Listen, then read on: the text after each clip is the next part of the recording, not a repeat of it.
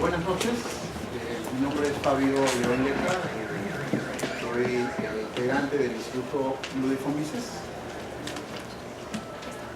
Hola, ¿me escuchan mejor? Buenas noches, vamos a empezar el evento, el homenaje al economista austriaco Ludwig von Mises.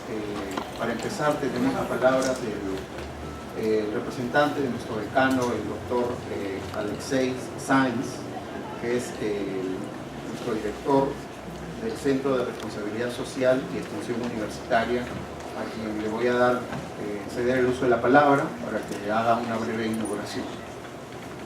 Un aplauso, por favor.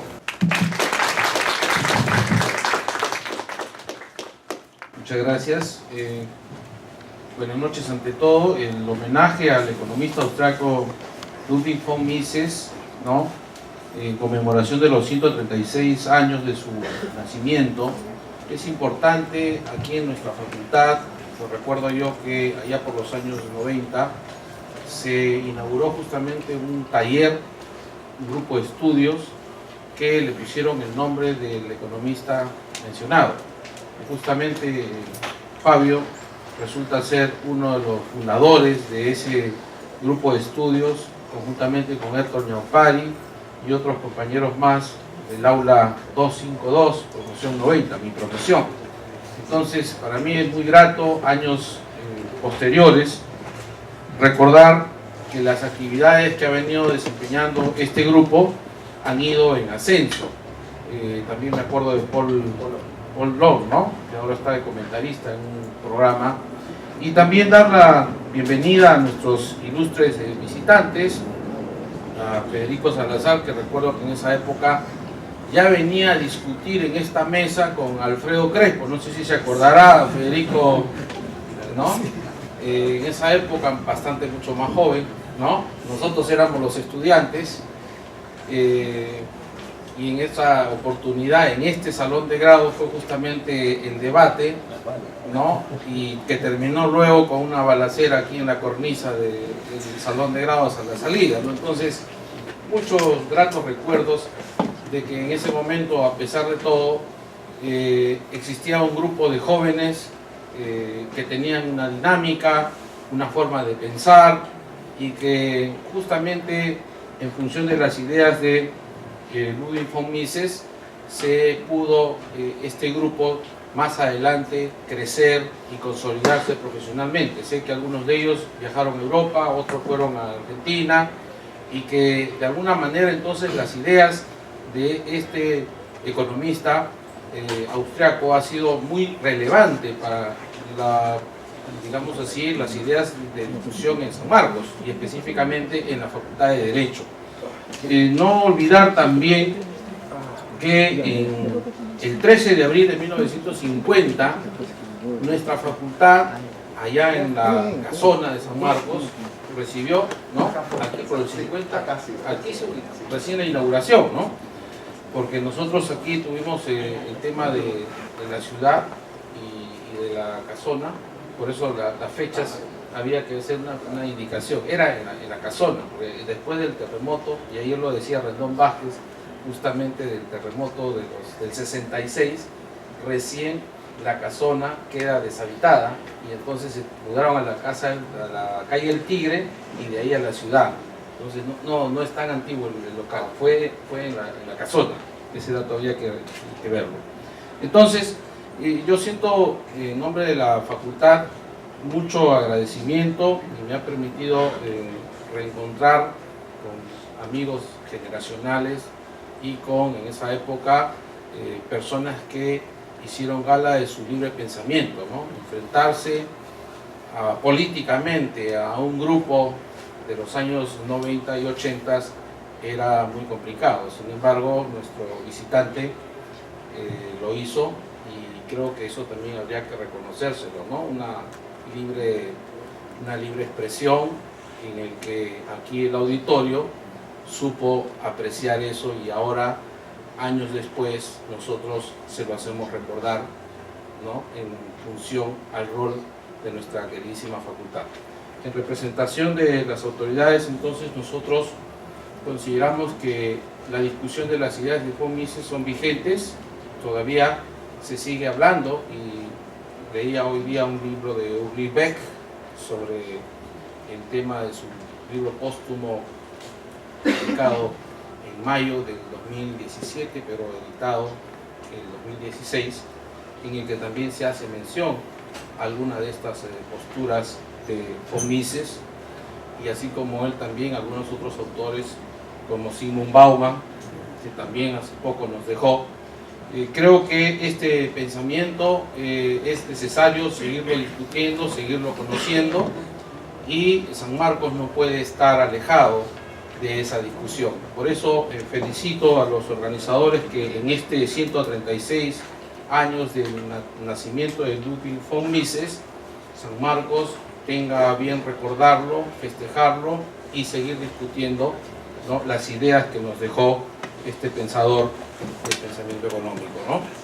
Agradezco también a los presentes aquí por habernos visitado, y de seguro ustedes, los estudiantes, los colegas profesores también aquí presentes, incluso quien habla, vamos a aprender y vamos a estar contentos de poder compartir ideas, porque de eso se trata la universidad. Si algo nos hemos catalogado es de no ser intolerantes. A pesar de todo lo que nos tocó pasar, este es un lugar donde siempre se tendrán las puertas abiertas para pensamientos liberales o libres, ¿no?, democráticos, institucionales, constitucionales, de defensa de derechos fundamentales, de preocupación por el mundo.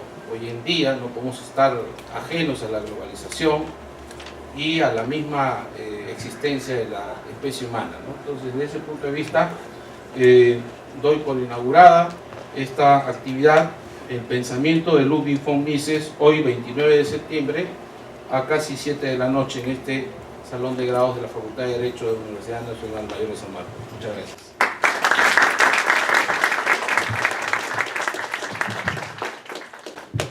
Muchas gracias al doctor Alexei por sus palabras. Sí nos ha hecho recordar los inicios del Círculo de Estudio Ludwig von Mises. Aquí están varios integrantes del círculo, ¿no?, de estudios, y bueno, efectivamente la difusión de las ideas continúa, y San Marcos siempre se ha caracterizado por la libre circulación de ellas, ¿no? Bueno, vamos a empezar el evento. En primer lugar, debemos conocer quién fue Ludwig von Mises, ¿no? Voy a hacer una breve exposición de su biografía, pero más que la biografía son notas biográficas que me gustaría compartir con ustedes, ¿no? Lo que ha llamado mi atención de la vida de este intelectual, a mi parecer, fue que uno de los más importantes economistas del siglo XX, es que sus ideas han sido decisivas para el desarrollo de la ciencia de la economía, y lo más importante, para la civilización occidental, para su preservación de la civilización occidental. Una de las características más resaltantes de la personalidad de Mises, y eso lo conversábamos antes con Federico, fue la tenacidad e intransigencia para defender los principios en los que creía. Lo hizo en todo momento de forma coherente, nunca cedió en lo más mínimo, a pesar de que las ideas que postulaba von Mises eran o impopulares o sencillamente no calzaba con el mainstream de la época, ¿no? En su discurso no solo se mantuvo en el plano estrictamente teórico, eso es muy importante decirlo, porque siempre se le cuestiona a von Mises de ser muy teórico, sino que también se involucraba en el día a día de la política austríaca de la época. Eso quizás lo vamos a ver más adelante.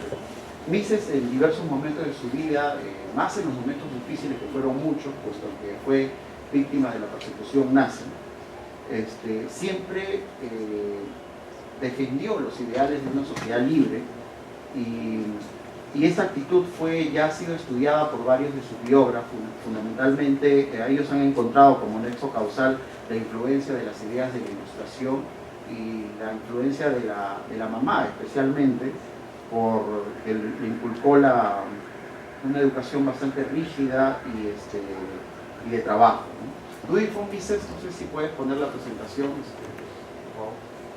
La siguiente. Ludwig von Mises nace en Lemberg, el Imperio Austrohúngaro, hoy conocido como Lvov, Ucrania, el 29 de septiembre de 1881. De familia judía, vive muy niño en Viena, estudiando el bachillerato en el gimnasio, donde adquiere una gran cultura humanista. Mises realiza sus estudios universitarios en la Facultad de Derecho de la Universidad de Viena, obteniendo el grado de doctor en Leyes y Economía en 1906. Mises en sus inicios, como la gran mayoría de los jóvenes, fue simpatizante de las ideas socialistas, ¿no?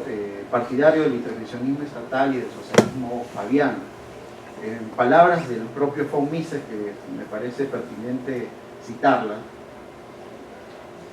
cuando entré en la universidad, dice von Mises, yo también era un completo estatista, intervencionista, pero en contraste con mis compañeros, yo era conscientemente antimarxista. En la época que estudió Mises reinaba el historicismo alemán, pero dicha influencia fue superada cuando en la Navidad de 1903 von Mises lee Los principios de economía de Karl Menger, y es ahí donde él mismo señala en su autobiografía que se hace economista, ¿no? Y solo 4 años más tarde conoce a Karl Menger, haciendo suya la tesis de la acción humana y no la del equilibrio económico, que es la no acción. Mises hasta 1930 forma parte del seminario de Eugen von Bellwaber, otro economista austriaco discípulo de Karl Menger, ¿no? Y que fue profesor de Mises en la Universidad de Viena. De este seminario formaron parte diversos intelectuales de la talla de Joseph Schumpeter, Mises, ¿no? Richard von Strick, Rudolf Hilferding, Otto Neurath y sobre todo Otto Bauer, que era un radical marxista, ministro de Asuntos Exteriores de Austria. En el seminario se tocaban diversos temas que van desde los fundamentos de la teoría del valor. Bauer trata de refutar la teoría subjetiva del valor, la teoría que postulaba Bellwaber, y al final Mises señala de que Bauer tuvo que reconocer de que la teoría del valor trabajo era insostenible, abandonando la idea de replicar la crítica de von Bauer a Marx. Otro de los temas que tocaron, y esto sí suena interesante, es la teoría del dinero y el crédito de Ludwig von Mises. Esta obra fue la primera que escribió Ludwig von Mises a los 32 años, ¿no? Y es gracias a este libro que ya es reconocido en Europa de la época como uno de los más conspicuos economistas europeos. Mises, a pesar de ser reconocido como toda una autoridad en la economía, lamentablemente nunca tuvo una cátedra rentada en Viena. Solo ingresó a la Universidad de Viena como profesor ad honorem, o como se llamaba, Privatdozent. Si bien es cierto, le fascinaba la enseñanza, el propio Mises en su autobiografía señaló: ninguna otra profesión me parecía más atractiva que la de profesor universitario, pero no tardé en comprender que un liberal como yo jamás podía alcanzar un puesto de catedrático en una universidad alemana. El único pesar era tener que ganarme la vida con un trabajo académico. Sin embargo, la enseñanza libre me pareció suficiente para desarrollar una provechosa actividad docente. En efecto, Mises tuvo que trabajar en la Cámara de Comercio de austriaca para poder mantenerse como profesor ad honorem. Y es en este contexto que en 1920 forma un seminario privado en la Cámara de Comercio. Inicialmente este seminario se formó en la propia Universidad de Viena y tuvo muy buena acogida por los alumnos. Creo, si más no recuerdo, estaban conformados por 25 o 40 alumnos, y era tal el éxito que tenían que los profesores, que sí eran profesores regulares de la universidad, tenían celos de von Mises. Entonces se generaba una serie de boicots al seminario, y von Mises, mientras tanto, en la Cámara de Comercio, va abultando libros, ¿no? Y forma una gran biblioteca para finalmente formarse el seminario privado en la Cámara de Comercio, ¿no? Forman parte de este seminario Haberler, ¿no? Felix Kaufmann, Fritz Mauglund, Oscar Morgenstern y por supuesto Friedrich von Hayek, entre otros, ¿no?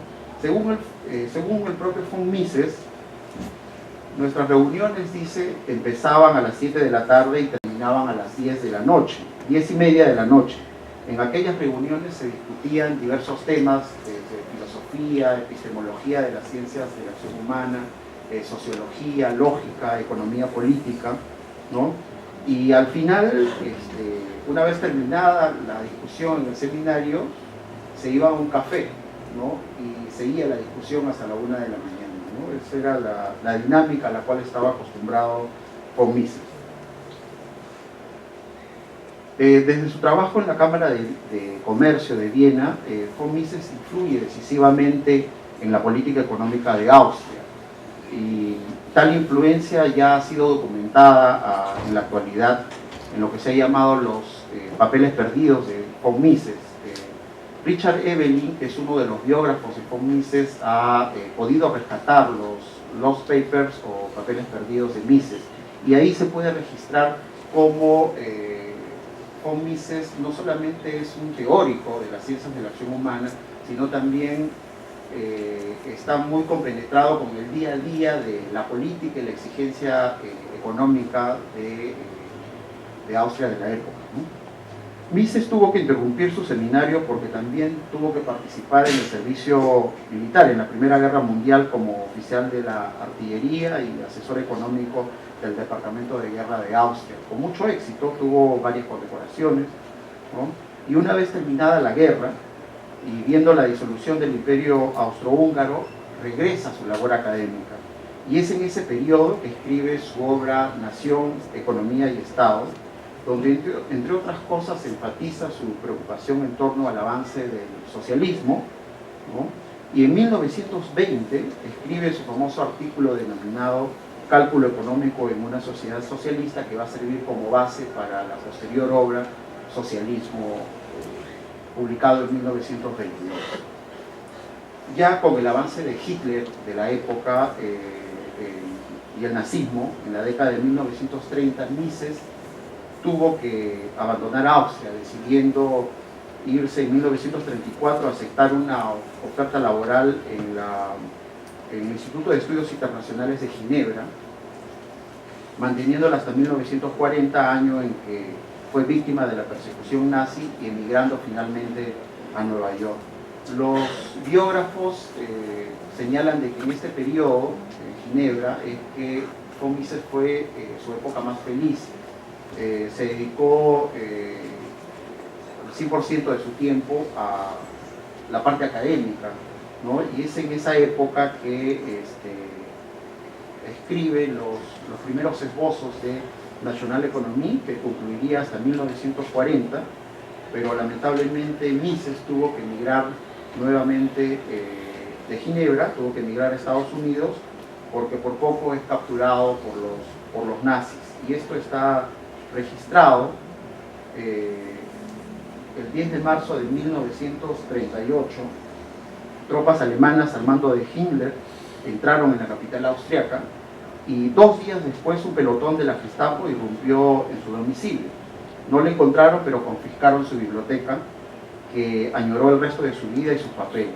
Los empaquetaron en 21 cajas y nada más se supo de ellos hasta que en los primeros días de mayo de 1945 el ejército soviético lo localizó y los comunistas se lo llevaron y clasificaron y quedaron almacenados en Moscú hasta que en octubre de 1996 fueron hallados por Richard Evelyn, su esposa. Entonces Mises, perseguido de su patria austriaca, llega a Nueva York, pero cuando llega a Nueva York, von Mises no es reconocido como un intelectual. Era reconocido como un intelectual en la Europa de Austria, en Austria, perdón, y en toda Europa, pero en Estados Unidos era prácticamente un desconocido. Hulsman, que es uno de sus biógrafos, ha escrito una de las biografías más importantes de von Mises, y la más completa, señala: el 3 de agosto de 1940, el barco atracó en Nueva York. Mises no había estado allí desde 1931, cuando había acudido a una conferencia de la Cámara Internacional de Comercio en medio de la Gran Depresión. En ese año había llegado como representante distinguido, ahora llegaba casi con las manos vacías. Con 58 años tenía que empezar de nuevo su vida y tenía por delante el peor año de su vida. Los primeros días fueron muy duros para él y su esposa Margit von Mises, quien lo acompañaba. Mises lamentablemente era un desconocido y no pudo ser nuevamente contratado. No tuvo en Nueva York una cátedra rentada. Vivió de la ayuda de varias fundaciones y en 1944 publica en inglés 2 obras importantes, que es Omnipotencia Gubernamental y Burocracia, ¿no? Nuevamente Mises en esa época en Nueva York crea un nuevo seminario con discípulos como Murray Rothbard, Henry Hadley, George Reisman, Israel Kirchner, Leonard Lillo, Bettina Ambien y Hans Selkow.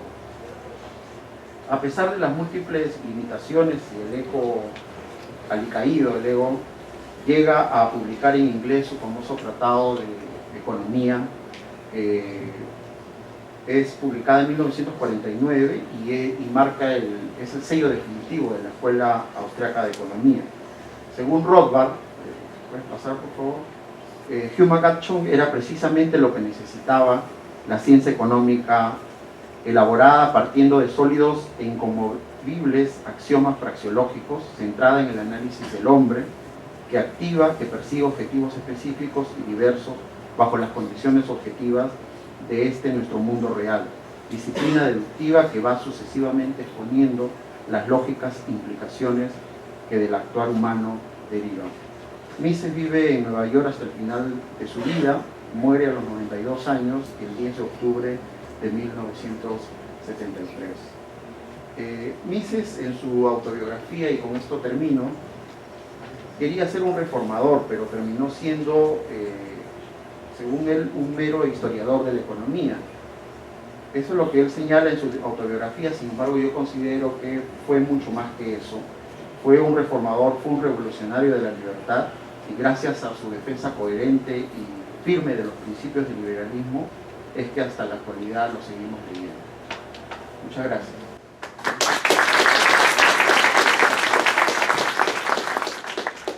Bueno, a continuación tenemos la exposición de Lucas Gersi.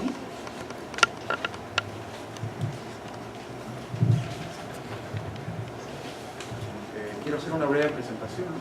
¿Sí? Lucas Gersi es egresado de la Pontificia Universidad Católica del Perú. Es el primer puesto de la promoción egresada de la Facultad de Derecho de la Pontificia Universidad Católica del ciclo 2016. Ha hecho universidades de verano en Buenos Aires, Argentina y Santiago de Chile. Actualmente asesor jurisdiccional en el Tribunal Constitucional del Perú, en donde es practicante de su tercer año en la universidad y analista de prensa en el diario Altavoz y fundador del mismo. Adelante. Muchas gracias, Fabio.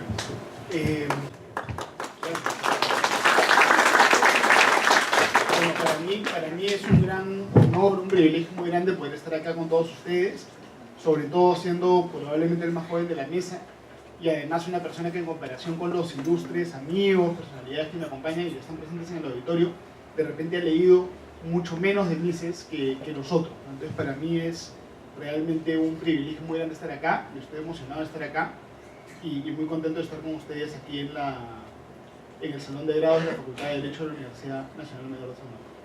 Voy a intentar, yo no soy economista, soy abogado, pero voy a intentar ver de qué manera puedo abordar con ustedes un poco de lo que es el planteamiento político de Ludwig von Mises, que no es una tarea fácil, dada la monumentalidad de la obra de Ludwig von Mises. Pero vamos a ver por dónde lo abordamos.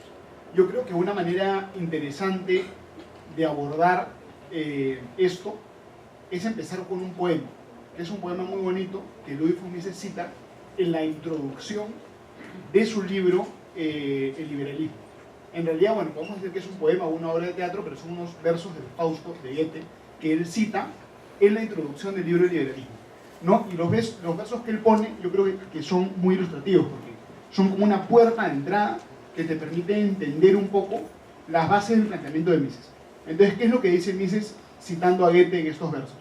Cita en primer lugar a Prometeo.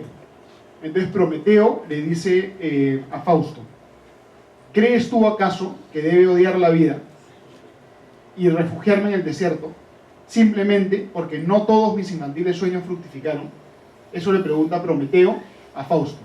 Y luego Fausto le contesta: no merece disfrutar ni la libertad ni la vida quien no sepa a diario reconquistarlas.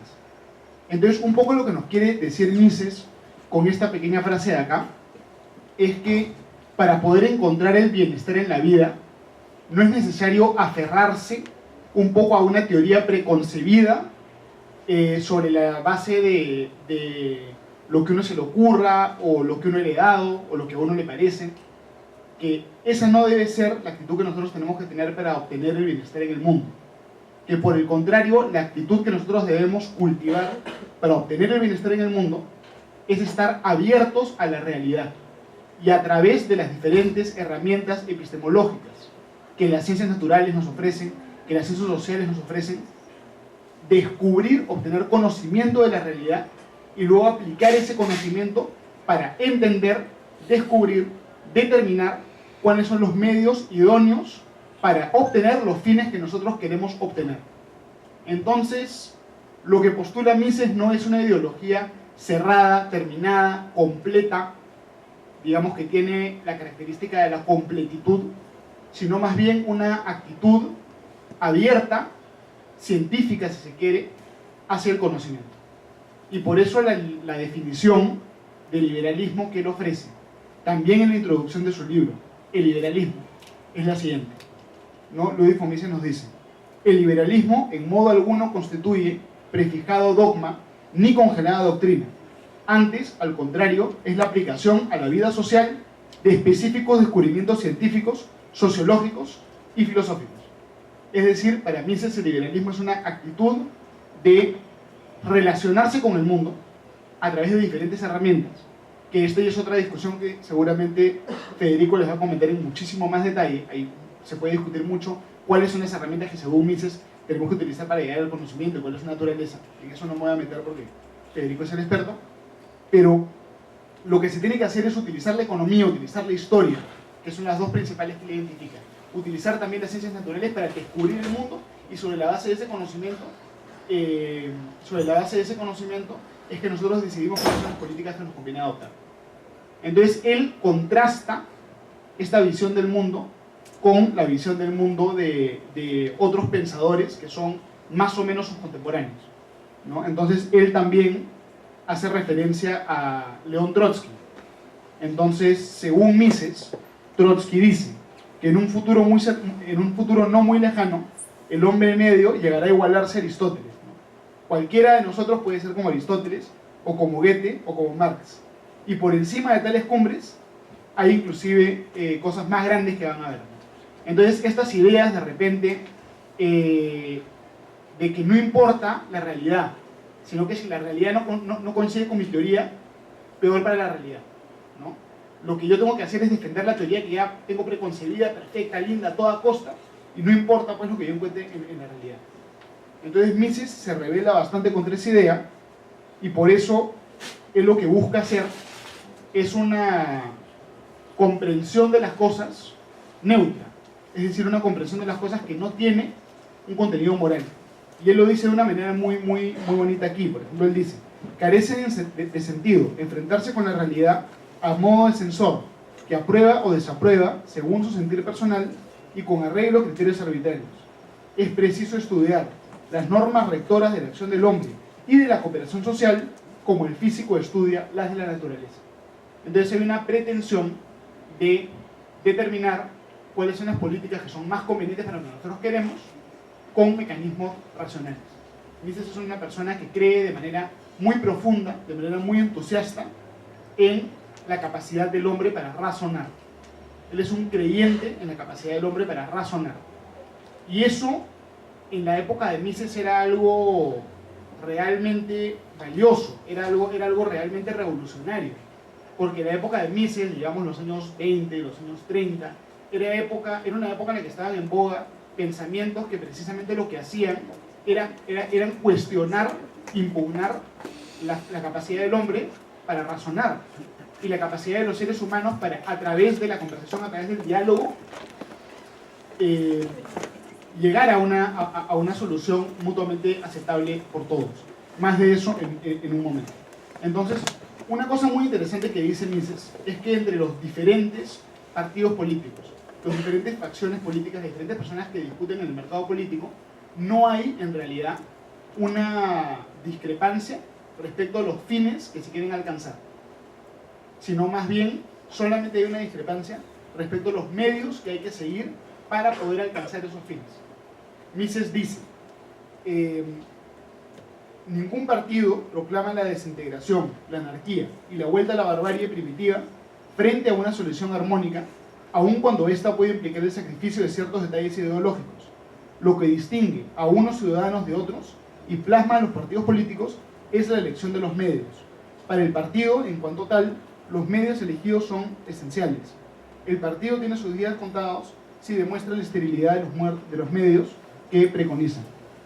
Entonces, para Mises, en realidad, tanto los socialistas, como los liberales, como los intervencionistas, y de repente prácticamente todos los partidos políticos que están compitiendo en el mercado de las ideas, en realidad lo que buscan hacer es que la gente viva mejor, que haya menos pobreza, que haya más educación, que los niños puedan tomar leche, que la gente esté más cómoda, etcétera, etcétera, etcétera.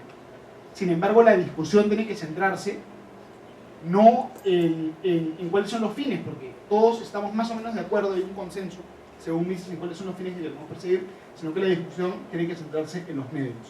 Entonces Mises nos dice, no son pues doctrinas generales, ni cuestiones trascendentales inabordables por el análisis racional lo que a tales grupos separa, sino cuestiones de vías y medios.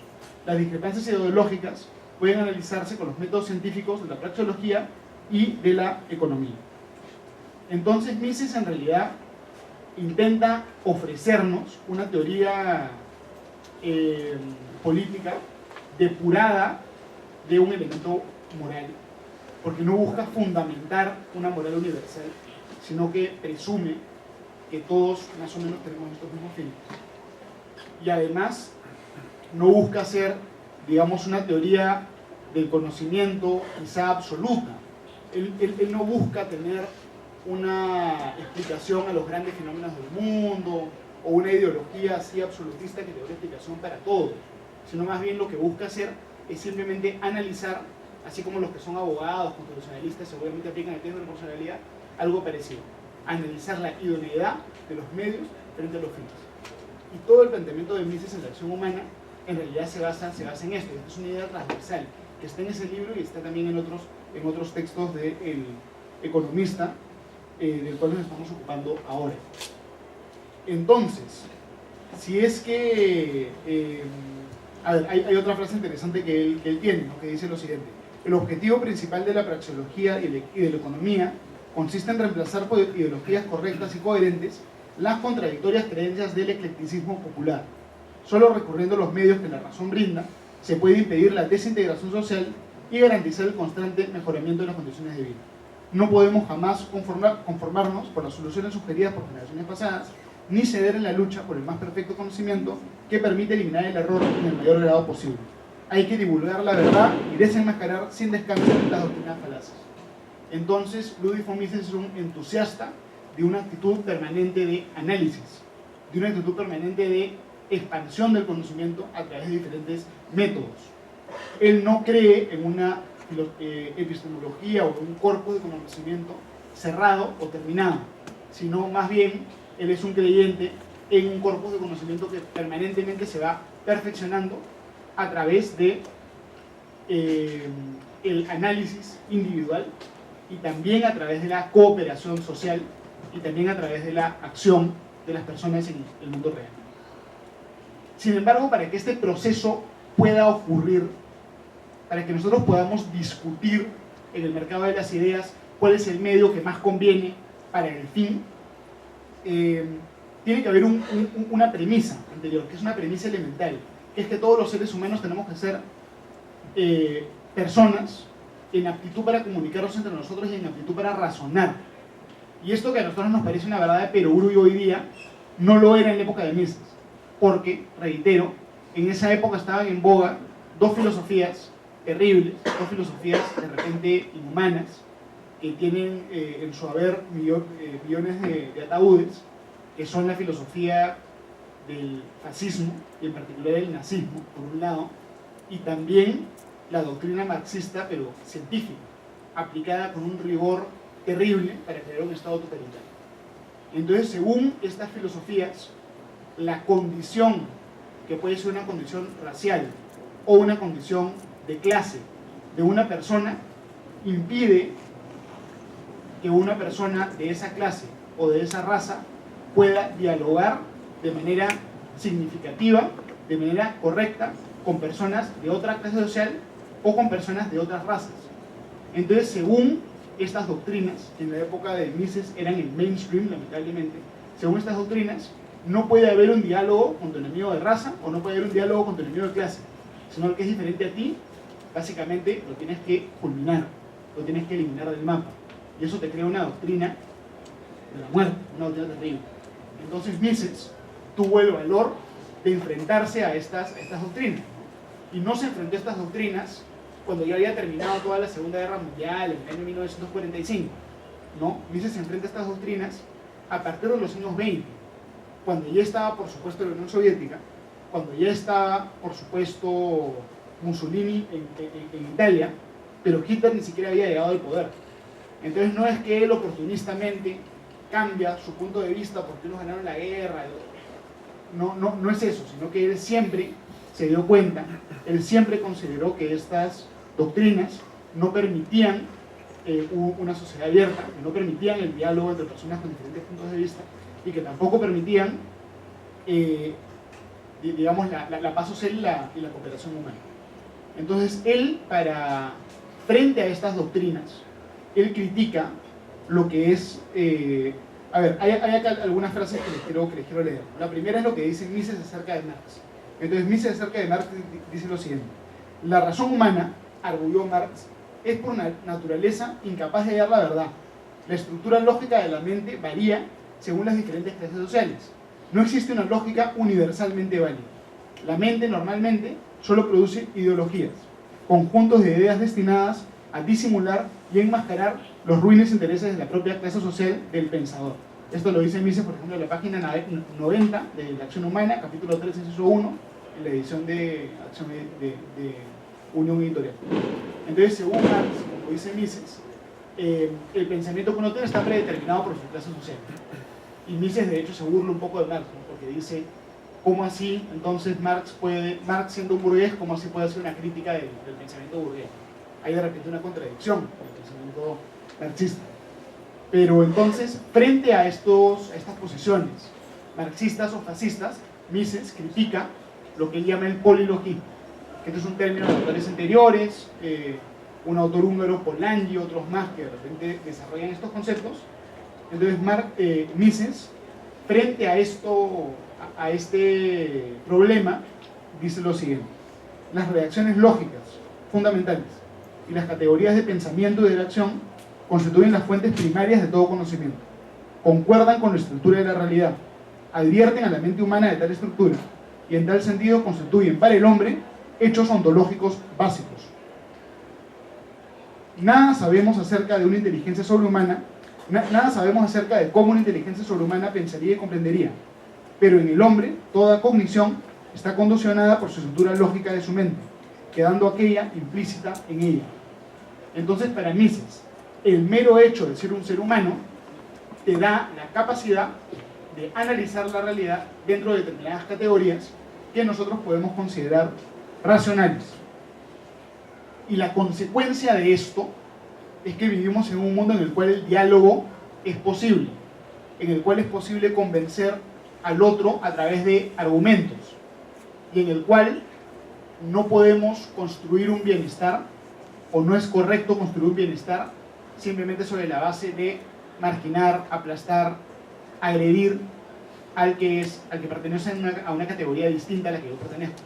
Porque al final todos los seres humanos estamos unidos en nuestra facultad para razonar. Esto puede decirse de otra manera, no sé, dignidad humana, pueden ponerle la etiqueta que quieran, pero es muy bonito, porque nos muestra que el día de hoy día, no estamos viviendo de repente en el mundo de Mussolini, mucho menos de Hitler, ni tampoco estamos viviendo en el mundo de Marx, sino por fortuna de todos nosotros, estamos viviendo en un mundo más cercano, más parecido al mundo de Mises.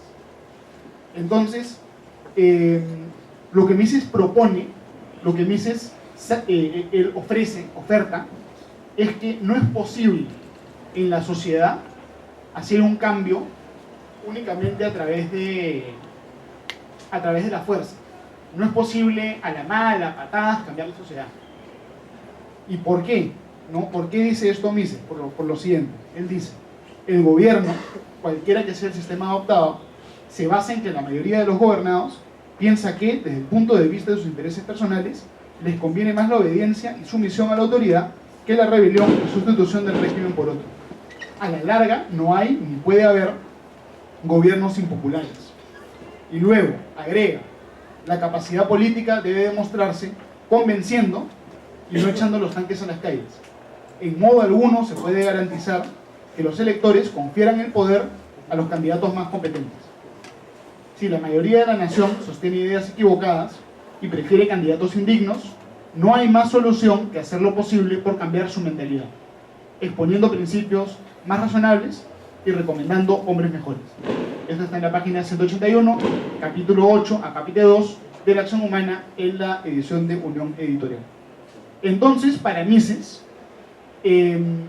aquel grupo, aquel dictador, aquella secta, aquel partido político que deriva su autoridad únicamente de las armas, únicamente de las bayonetas, no puede triunfar a largo plazo, o ni siquiera a mediano plazo, porque ¿de qué me sirve tener munición, tener armas, si no tengo personas que están dispuestas a utilizar esa munición y esas armas para seguirme a mí?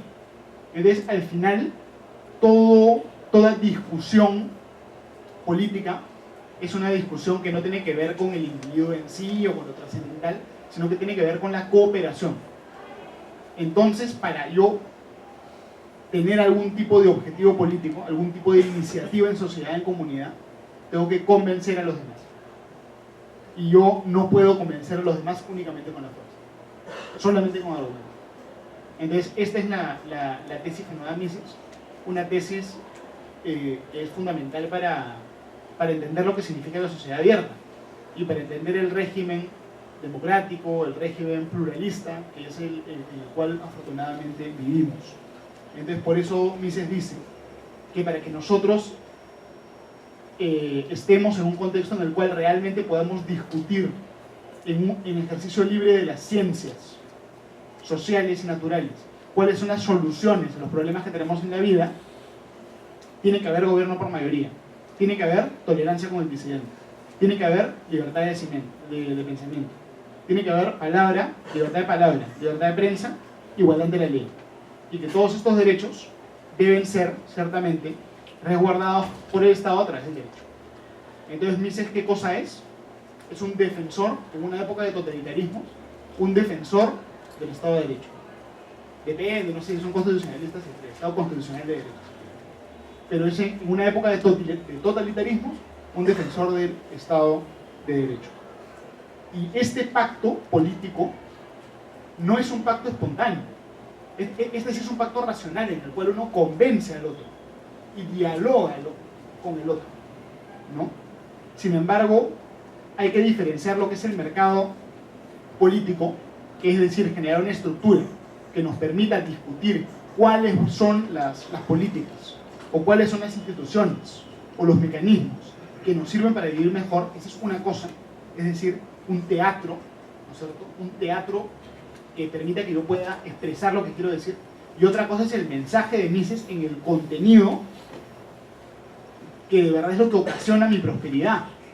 Entonces, para Mises, la política es el teatro, sin el cual yo no puedo descubrir la verdad. Porque si yo no tengo un teatro que me permita descubrir la verdad, yo no puedo diferenciar lo justo de lo injusto, lo verdadero de lo falso, no lo puedo diferenciar. Porque si me pongo a investigar, si me pongo a hacer ciencia, me pueden perseguir, me pueden disparar, me pueden desaparecer. Entonces tiene que haber este teatro para poder, de alguna manera, hacer este análisis libre a través de la ciencia. Sin embargo, el contenido, el mensaje, es un mensaje distinto. Y ese mensaje es la economía del mercado, no el libre mercado. Que ese sí es una institución que no es deliberada, que de alguna manera es espontánea, que es fruto de la acción de las personas y de la evolución de las instituciones y de un proceso de descubrimiento bastante largo, ¿no? Y acerca del mercado, Hayek dice lo siguiente, con Mises dice lo siguiente, lapsus. La economía de mercado es un modo de actuar bajo el signo de la división del trabajo que el hombre ha ingeniado. Pero de esta afirmación no podemos inferir que estamos ante un sistema puramente artificial, susceptible, sin más, sustituible sin más por otro cualquiera. La economía de mercado es fruto de un dilatado proceso de evolución. El hombre, en su incansable afán por acomodar la propia actuación del modo más perfecto posible, logró al fin alcanzar esta salida. La economía de mercado es la estrategia que ha permitido al hombre prosperar triunfalmente desde el primitivismo salvaje hasta su actual condición civilizada. Entonces, para Mises, la política te sirve para discutir estas ideas que son muy importantes. Bueno, hasta ahí el final de mi presentación. Muchas gracias.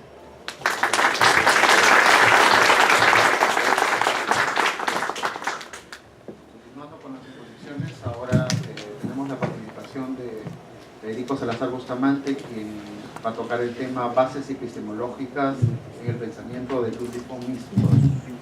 Brevemente, nos tiene una reseña de Federico.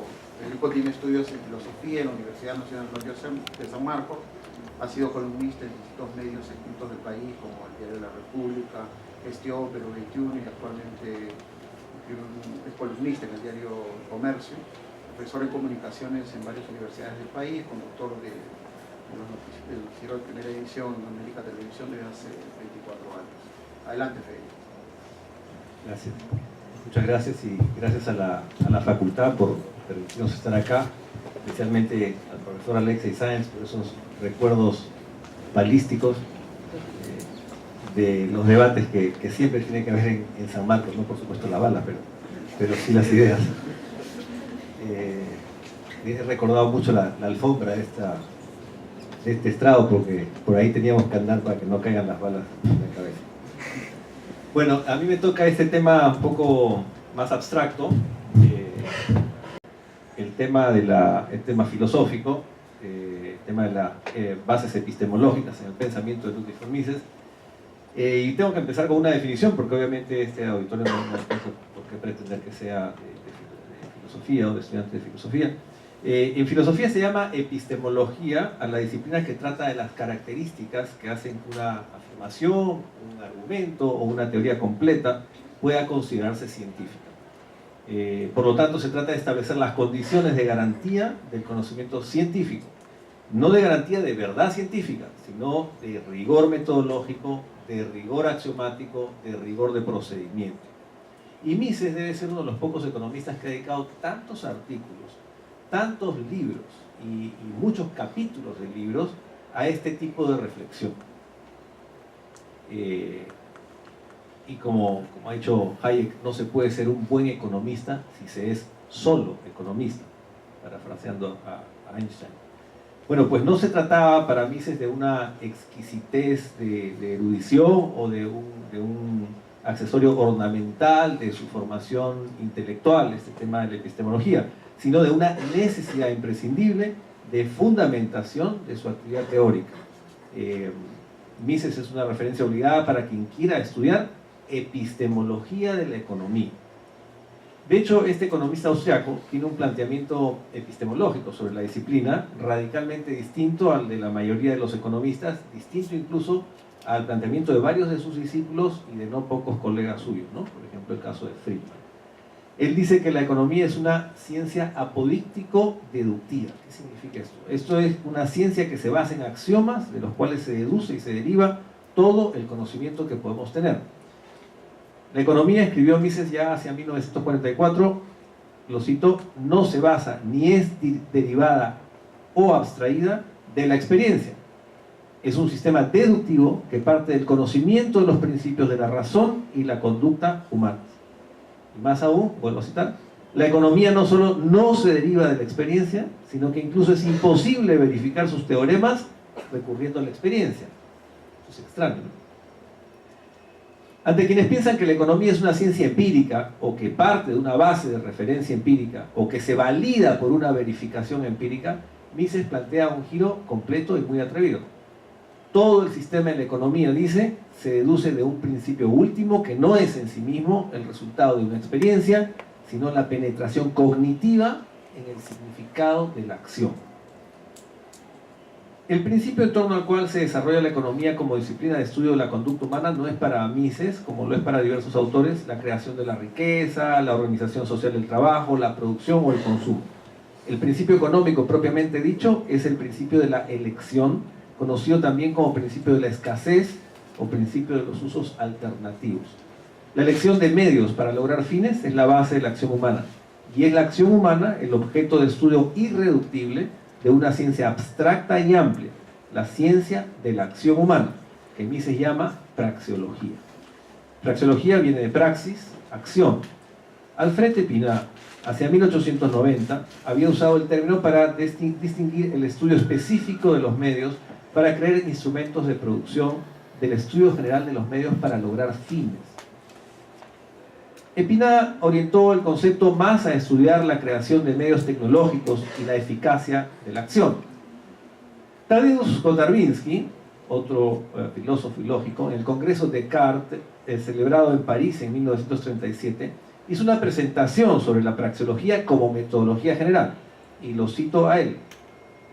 En resumen, escribe Kotarbiński, entendemos por metodología general o praxeología la ciencia de los métodos que se aplican en todos los dominios del comportamiento activo, considerándolos desde el punto de vista de su eficacia y sin reparar en las condiciones particulares de un trabajo específico en una determinada especialización, ni los diversos valores que crea el interés humano.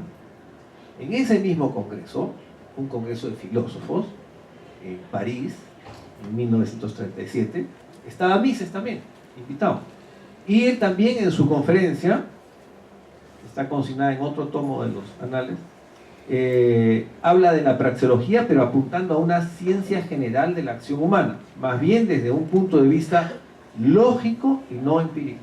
Considera que la economía, tal como la conocemos, es solo un desarrollo particular, una rama que proviene de esa ciencia general de la praxeología. Y lo voy a citar de nuevo. Tal como se ha desarrollado desde el siglo XVIII, la economía política es una parte, quizá la parte más importante y en todo caso la parte más altamente evolucionada hasta ahora, de una ciencia más general de la conducta humana. Esta ciencia pretende exponer las categorías de la acción, integrándolas en un sistema que desde el punto de vista categorial pertenece a la misma clase de conocimiento que la lógica y la matemática. Podría decirse que se trata de la lógica de la acción humana. No importa si uno está dispuesto a llamar lógica, matemática y praxeología, que sería la expresión más adecuada, dice Mises, para indicar el conjunto de esta disciplina teórica de acción humana, al conocimiento a priori, y distinguir a estos con el término de praxeología para diferenciarlos del conocimiento fundado en la experiencia. En resumen, para Mises, lo fundamental de la economía es el carácter lógico de su teoría, por lo que no debe ser comparada con la ciencia experimental, sino con las ciencias que hoy llamamos formales o puras, la lógica y la matemática. Cito nuevamente, definimos, prescribe Mises, el carácter lógico de la economía política como una ciencia a priori que no se deduce de la experiencia externa, sino que al contrario es la condición de toda nuestra experiencia de acción humana.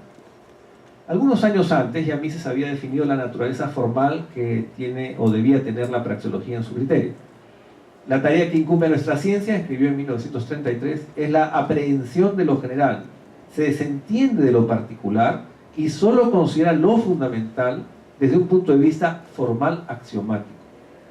No se trata de fundar una ciencia nueva, lo que sostiene Mises es que esta es la ciencia que han venido practicando los economistas desde el siglo XVIII, probablemente sin saber. Así lo explica el autor en un ensayo de ese año. la ciencia de la acción humana que pretende alcanzar un conocimiento válido universalmente, o sea, para todos por igual, se puede aplicar en el Congo, en el Perú, en Alemania, en Austria, en Estados Unidos. Erige ante nosotros, dice, como un sistema de la teoría de la sociedad, en la que la rama mejor desarrollada hasta ahora es la economía. En todas sus ramas, esta ciencia es a priorística, no empírica. Como la lógica y las matemáticas, no surge de la experiencia, sino que es anterior a ella. Es, en cierto sentido, la lógica de la acción y del acto. La incorporación del concepto de sistema en este contexto no es casual.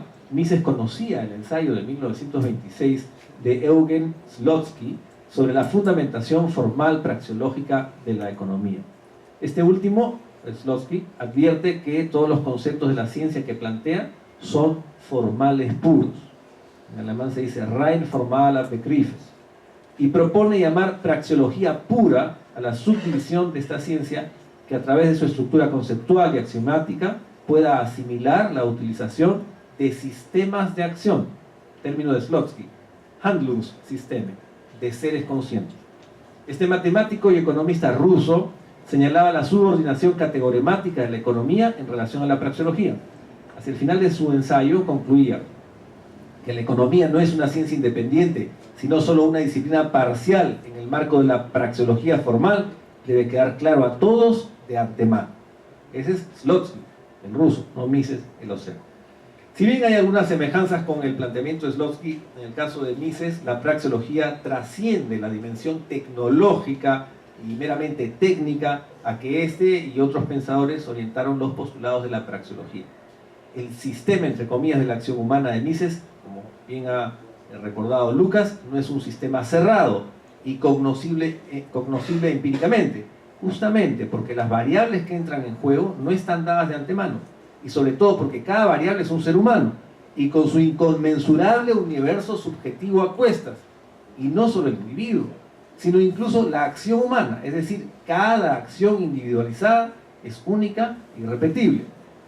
Y ya que los hechos sociales son, por la variada y múltiple concurrencia, coincidencia de los seres humanos, fenómenos complejos, no puede haber, por tanto, experimentación, verificación o pronosticación de resultados. Cito con comillas: las ciencias sociales no pueden hacer uso de los experimentos. La experiencia con la que tienen que tratar es experiencia de fenómenos complejos. Las ciencias sociales nunca tienen la ventaja de observar las consecuencias de un cambio en uno solo de los elementos, dejándose iguales todas las otras condiciones. Eso puede pasar en la física, pero no puede pasar en la historia. No puedo repetir la Revolución Francesa y a ver qué elemento fue el que cambió en el camino. Para mí se trata de la acción humana, que es racional, consciente, propositiva e intencional. Por esa racionalidad, el ser humano trata de adecuar los medios a sus fines. La praxeología no juzga la de los otros fines humanos, de las personas, lo que las personas juzgan valioso. Lo voy a citar a él. La gente asegura que quien sacrifica la vida, la salud o la riqueza para alcanzar bienes más altos, como la lealtad a sus convicciones religiosas, filosóficas y políticas, o la libertad y la grandeza nacionales, viene impelido por consideraciones de índole no racional. La prosecución de esos fines, sin embargo, no es ni más ni menos racional o irracional que la de otros fines humanos. La praxeología estudia ese acto de elección de medios y ese acto de racionalidad y de adaptación a los fines, al margen de cualquier juicio de valor sobre los fines elegidos. Es decir, podemos analizar al misionero que tiene un fin altruista como al capitalista salvaje de Wall Street, ¿no es cierto?, que quiere hacer beneficios y beneficios. Los dos actúan igual de racional. En su libro National Economy de 1940, Mises es muy claro al respecto.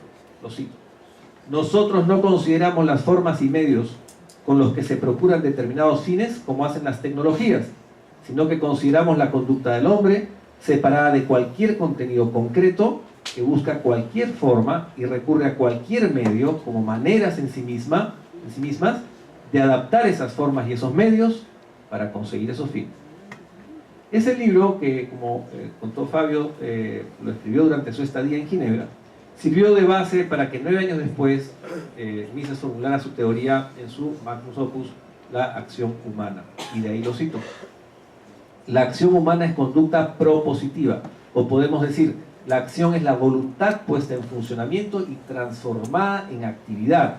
Es la prosecución de fines y objetivos, es la respuesta con pleno sentido del yo ante los estímulos y ante las condiciones del entorno. Es la adaptación consciente de una persona al estado del universo que determina su vida. Esta acción humana tiene una dimensión doble. Supone elegir, pero también descartar, puesto que donde hay acción hay preferencia, selección y elección. El hombre no solamente postula fines, sino sobre todo elige medios para obtener esos fines. Si bien estos últimos surgen de un universo inabarcable y abierto, como es la imaginación o la creatividad, los otros, los medios, surgen más bien de un medio finito, un medio de escasez, un medio lleno de dificultades. De aquí la necesidad de optar, de preferir, de elegir y al mismo tiempo descartar. Si escojo A, descarto B. Entonces toda elección tiene estas dos dimensiones: optar por algo y descartar algo. Mises, por lo tanto, va más allá de los modelos clásico y neoclásico de la economía. Muchas veces dicen, no, que el Mises neoclásico, no tiene nada que ver ni con la economía clásica ni con la economía neoclásica.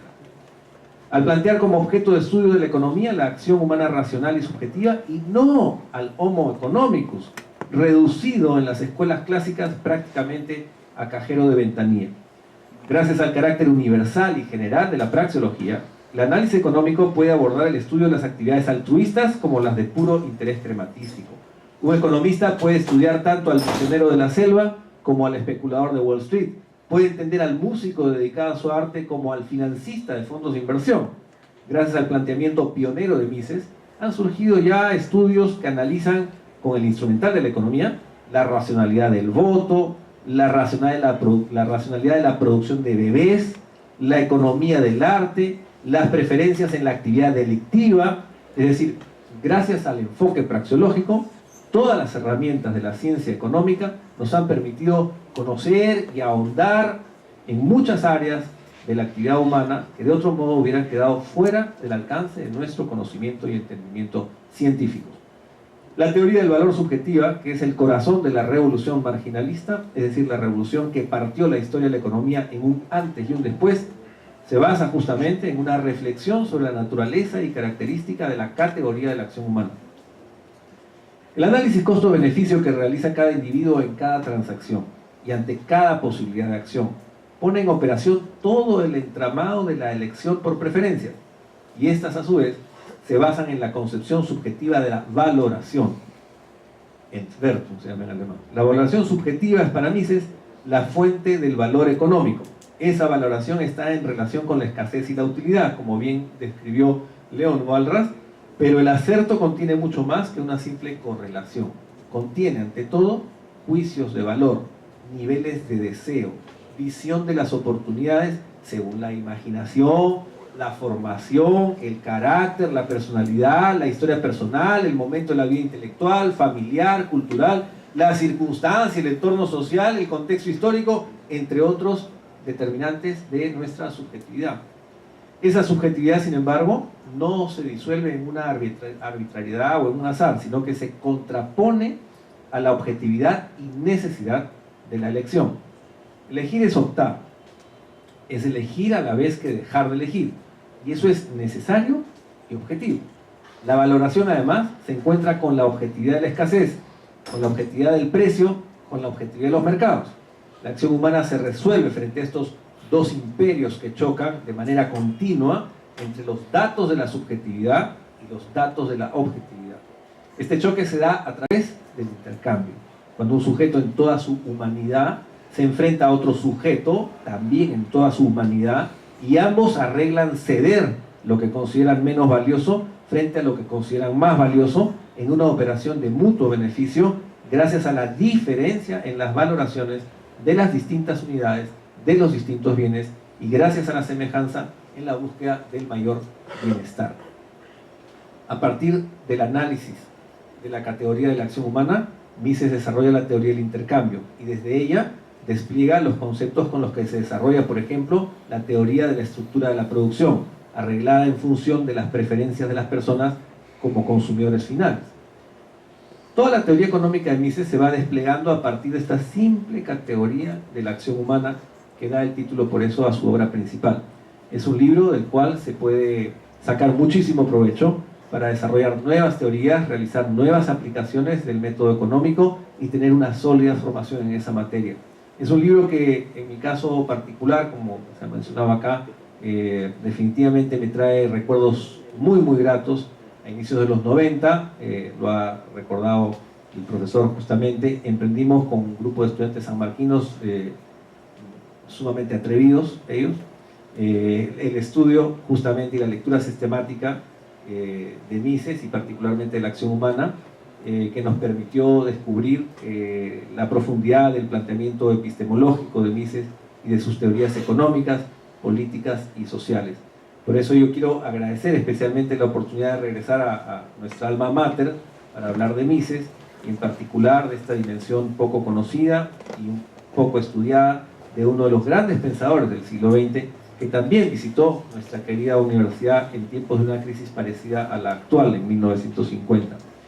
Nosotros, los del Instituto Mises Perú, agradecemos la posibilidad de exponer esas ideas para nutrir el debate. No queremos convencer a nadie, lo que queremos es que tengan en cuenta estas ideas en el debate, que sea una más del grupo de ideas que se debate, y sobre todo para ampliar la ilustración de los estudiantes que quieren saber por el apetito simplemente de saber. Eso es lo que hace a uno ser universitario, la misma raíz de universal. El de Mises nos parece un pensamiento fértil y de absoluta actualidad frente a los problemas que enfrentamos hoy y a las posibilidades que esperemos tengamos mañana. Muchas gracias.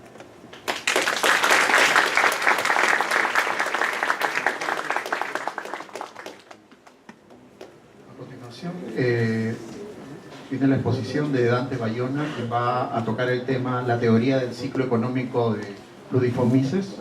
Brevemente, Dante Bayona estudió economía en la Universidad Nacional Mayor de San Marcos, estudió en la Universidad Rey Juan Carlos de Madrid, donde obtuvo el máster en economía de la escuela austriaca. Fue admitido para ser investigador en el Mises Institute de Estados Unidos y trabaja en la banca privada en la ciudad de Nueva York. Recibámoslo con un fuerte aplauso, por favor.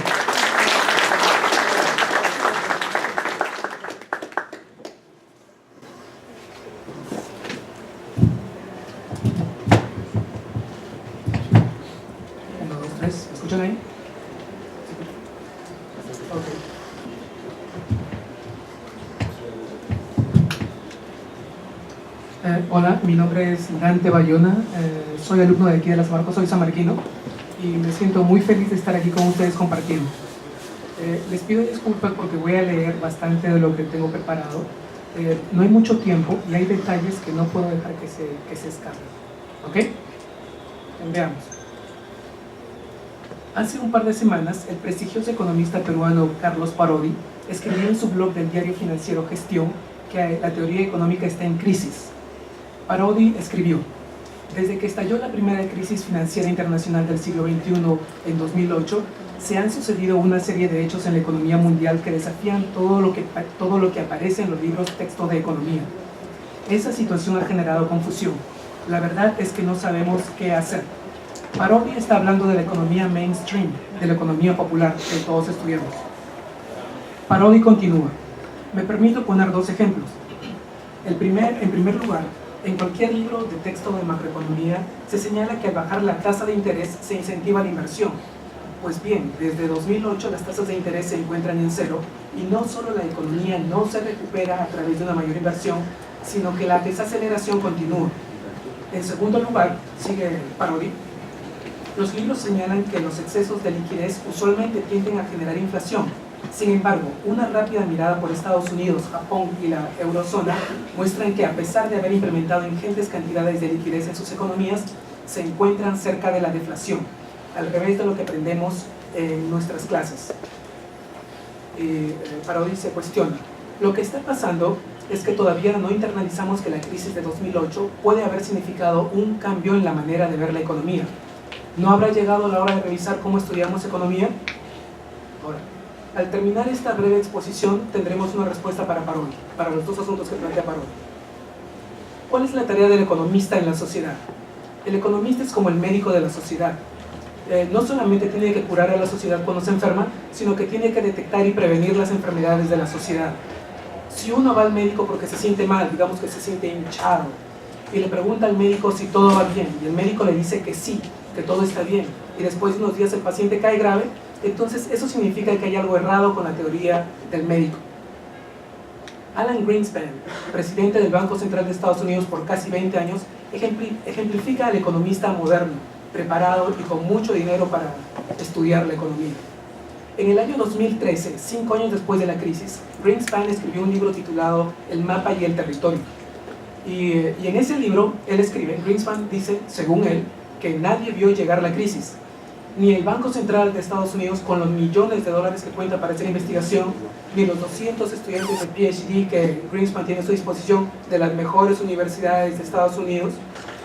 Greenspan también dice que el Fondo Monetario Internacional, con los modelos econométricos que tiene, dice que tampoco vieron llegar la crisis. Así que al parecer hay un problema grave. Si el médico de moda no vio llegar la enfermedad, algo anda mal. En la economía hay dos economistas que dominan la ciencia económica. Uno es Milton Friedman y el otro es John Maynard Keynes.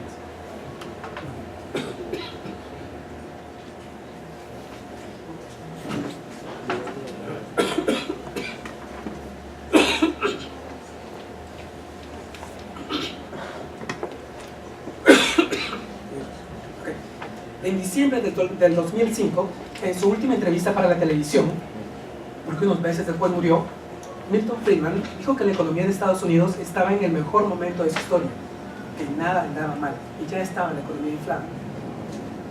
Casi 80 años antes de eso, el padre del monetarismo moderno, el Friedman de la época, que en esa época se llamaba Irving Fisher, cometió un error similar. Un par de días antes de que cayera la bolsa de Nueva York, cuando la bolsa estaba completamente inflada, Fisher dijo en el New York Times: la bolsa ha alcanzado una meseta de donde nunca caerá. Fisher perdió muchísimo dinero y nunca se recuperó. John Maynard Keynes tampoco vio llegar la crisis. John es el macroeconomista de moda, tampoco vio llegar la crisis. Keynes escribió, en estos tiempos no habrá más hundimientos de la bolsa. Keynes dijo que él no veía nada que pudiese considerarse una burbuja en el mercado de valores. Keynes perdió 3/4 partes de su riqueza en la caída de la bolsa. Ahora, ¿será cierto que nadie vio llegar la crisis? Hay un video en YouTube de un inversionista austríaco en New York, el señor Peter Schiff, que en diferentes entrevistas en televisión se enfrentó a varios economistas y financistas en Estados Unidos. Los videos son bien interesantes. En los videos todos se ríen de él. Todos se ríen de él cuando él decía que esto está inflado, todo está mal, esto va a caer, eso es una riqueza falsa que se ha creado. Todos se ríen de él. Uno de los economistas famosos a los que se enfrentó Schiff fue Arthur Laffer. Arthur Laffer todos lo estudiamos en economía, es el economista del libro texto, que fue asesor del presidente Reagan. Todos los economistas estudiamos a Laffer, aquí yo también lo estudié. Laffer se reía de Schiff y le decía: yo no sé de dónde sacas estas cosas, Peter. Si te apostara 1 centavo por cada cosa que estás hablando, me haría millonario. Y los financistas de Wall Street, ni qué decir. La bolsa estaba a punto de caerse y ellos están completamente ajenos al asunto como si nada pasara. Es vergonzoso. El profesor Mark Thornton del Mises Institute en Alabama tiene un paper en el 2004 donde ya advertía que estábamos en una burbuja. Todo esto está registrado. Todo lo que les he dicho, todo lo que les estoy diciendo, todo está registrado en nuestro canal de YouTube. Si quieren ver las últimas palabras de Friedman, todo está ahí. Durante la primera depresión mundial de 1929, Mises y Hayek también advirtieron que la crisis ya estaba llegando. Parece pues que con la adecuada teoría económica, uno sí puede hacer predicciones relevantes. Esa es la teoría de Mises que voy a pasar a explicar. Mises tomó partes de otras teorías, agregó sus ideas originales e integró todo esto en una teoría de las fluctuaciones económicas, lo que los economistas llamamos ciclos económicos. Mises presentó su teoría por primera vez en 1912 en alemán, en su libro titulado Teoría de la moneda y de los medios de circulación.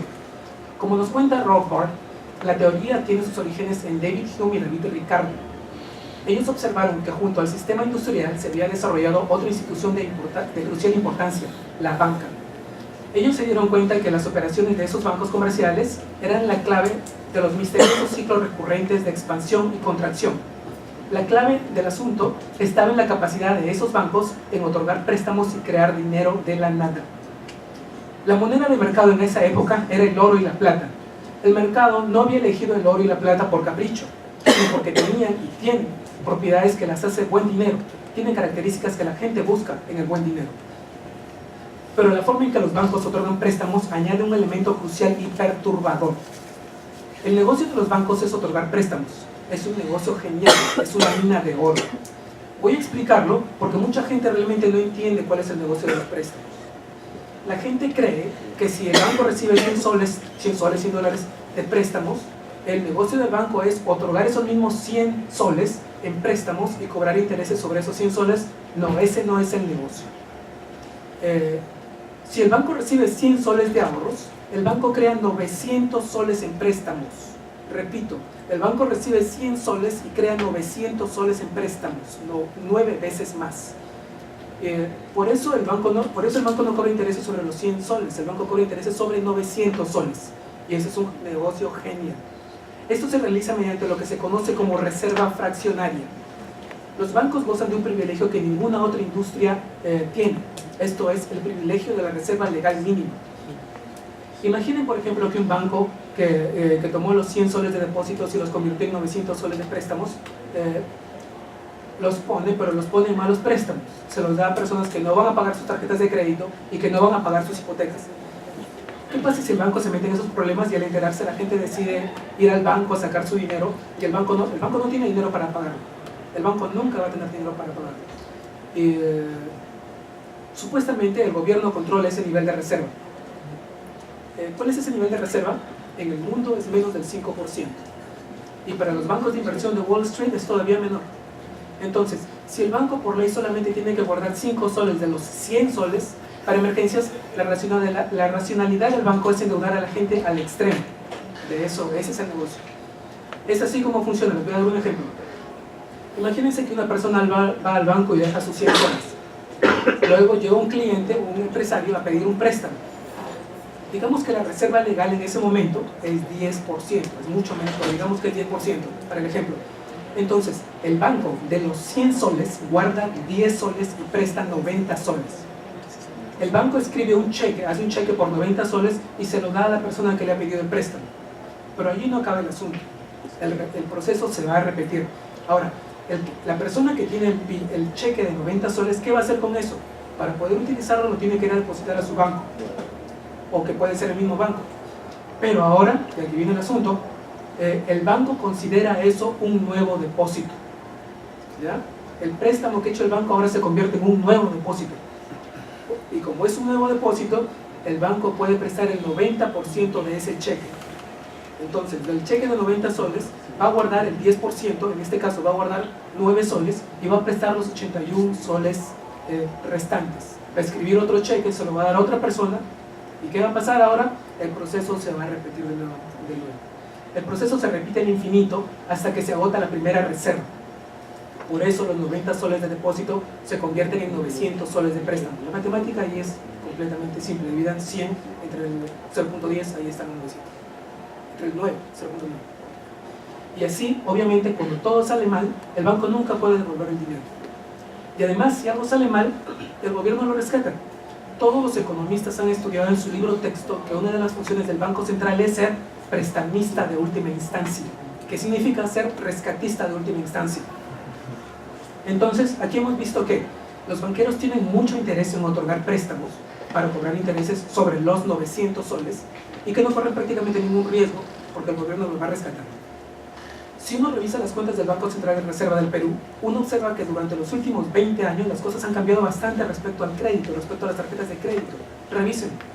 No quiero dar nombres, por ahí van a ver a todas las tiendas comerciales, toditas las que están en todas las plazas, todas están dando crédito, absolutamente todas, todos los centros comerciales, los supermercados, todos están dando crédito. Porque es un negocio genial. Ojalá todos pudieran poner su caja, sus tarjetas de crédito. Si la situación fuera legal, buena como es, todos deberían poder hacerlo. Los banqueros centrales modernos no toman en cuenta la expansión del crédito. y el endeudamiento al momento de hablar de sus políticas macro. Es común escuchar a los economistas decir, por ejemplo, que si la economía se está enfriando, que si el desempleo está aumentando, entonces el Banco Central tiene que disminuir la tasa de interés. Eso es lo común. Para el 28 de julio, un político economista que quiere ser presidente puso su video en Facebook, tratando de decirle al gobierno cómo arreglar la economía. Y su recomendación era esa: la economía se está frenando, entonces el gobierno debería bajar la tasa de interés. Pero, ¿qué pasa si toda la gente ha sacado muchísimas tarjetas de crédito y lo utilizaban, lo gastaron, que fue lo que hizo crecer falsamente la economía, y ahora la gente está sobreendeudada? ¿Qué tal si esa gente ya ha endeudado su ingreso por los siguientes 3 años para pagar por esas tarjetas de crédito? ¿La solución es darles más crédito? ¿Creen que así crece una economía de forma saludable? Pues para esos economistas populares esa es la solución: endeuda más a la gente, dales más crédito, baja más la tasa de interés. Así como los bancos privados ganan mucho con una expansión de crédito, los políticos también ganan mucho con una expansión de crédito. La expansión de crédito crea la ilusión de bienestar en la población. Imaginen una chica que quiere comprarse un vestido muy caro, o un chico que quiere comprarse un auto, pero que no tiene dinero ahorrado. Entonces simplemente no puede. ¿Okay? Pero ¿qué pasa si alguien les da una tarjeta de crédito? La chica se va a comprar lo que quiere, el chico va a comprar lo que quiere, y eso les causa un sentimiento, una sensación de bienestar. ¿Okay? Imaginen que la economía está medio lenta y que un político quiere terminar bien sus 5 años para buscar una reelección. El político se pregunta, ¿qué hago para que la economía crezca? Y lo más fácil es lo que dicen todos: baja la tasa de interés, engáñalos a todos. Así se engañan a los empresarios y hacen crecer la economía de forma falsa. ¿Cómo los engañan? En toda sociedad, los individuos ahorran para cualquier imprevisto del futuro, para la vejez, para los hijos, etc. Los ahorros de la sociedad constituyen la oferta de fondos prestables de la sociedad, y la demanda de fondos prestables está constituida por la demanda de los empresarios que piden préstamos para hacer crecer los negocios. Así, entre la oferta y demanda de fondos prestables se llega a un precio de equilibrio, que es la tasa de interés. La tasa de interés es un precio. Todo economista sabe que manipular los precios causa muchos problemas. A los gobiernos populistas les gusta controlar los precios, les gusta mantener bajos los precios, y eso crea muchos problemas. Alan García manipulaba los precios, Venezuela manipula los precios, y miren cómo andan. Sin embargo, los economistas populares se olvidan de todo eso cuando hablan de macroeconomía. Parece que cuando hablan de macroeconomía ya no se aplican las reglas de la economía. Imaginemos que la tasa de interés de la sociedad es 10% y que hay empresarios que quieren expandir sus negocios y para eso piden préstamos. Ok, el empresario calcula más o menos cuál es la rentabilidad que le podría dar el nuevo negocio. Un negocio le podría dar 20% de rentabilidad, el otro negocio le podría dar un 15% de rentabilidad y el otro negocio le podría dar un 10% de rentabilidad. Luego, el empresario compara eso con el costo del proyecto, en este caso, el costo que le cobra el banco, que es la tasa de interés de 10%. Y observa que hay negocios que simplemente no salen a cuenta. Si el empresario va a hacer un negocio que le va a dar 10% de entrada y va a tener que pagar el 10% de salida, en neto se queda en cero. Entonces no tiene sentido iniciar ese negocio. Pero ¿qué pasa si alguien artificialmente baja el costo del préstamo? Digamos que el político quiere mover la economía, quiere estimular la economía y decide bajar la tasa de interés. Y dicho sea de paso, esta es la explicación de la catástrofe económica del primer gobierno de García. Porque la catástrofe de García no puede ser explicada con Keynes ni con Friedman, por ningún lado. Digamos pues que el político quiere mover la economía y que baja la tasa de interés de 10% a 5%. ¿Qué ocurre? Todos los proyectos que solamente daban una rentabilidad del 10% ahora se convierten mágicamente en proyectos rentables, porque dan de entrada 10% y solo cobran 5%. En neto gana 5%. Todos esos proyectos que antes eran malos ahora se convierten en buenos. Por eso, cuando el gobierno baja la tasa de interés, todos empiezan a construir casas, fábricas, empiezan a comprar autos, empiezan a comprar mucha ropa con tarjetas de crédito. Pero dense cuenta que nadie ha estado ahorrando más en el país. La tasa de interés no bajó porque la gente ahorrara más, que es la forma normal y saludable que debería ser. El gobierno simplemente ha hecho una bajada nominal de la tasa de interés. La gente incluso ahorra menos, porque ahora los bancos pagan menos, pero el pueblo es feliz y los políticos son felices. ¿Se puede crear riqueza realmente por arte de magia? Si bajar la tasa de interés fuese la varita mágica para crear riqueza y salir de la pobreza, entonces ya no debería haber pobreza en el mundo. pero no. Zimbabue tuvo una crisis parecida a la de Alan García. García implantó la tal llamada banca de fomento, entre muchos otros errores de los que cometió. Banca de fomento banca de fomento es simplemente otra forma de decir crédito barato.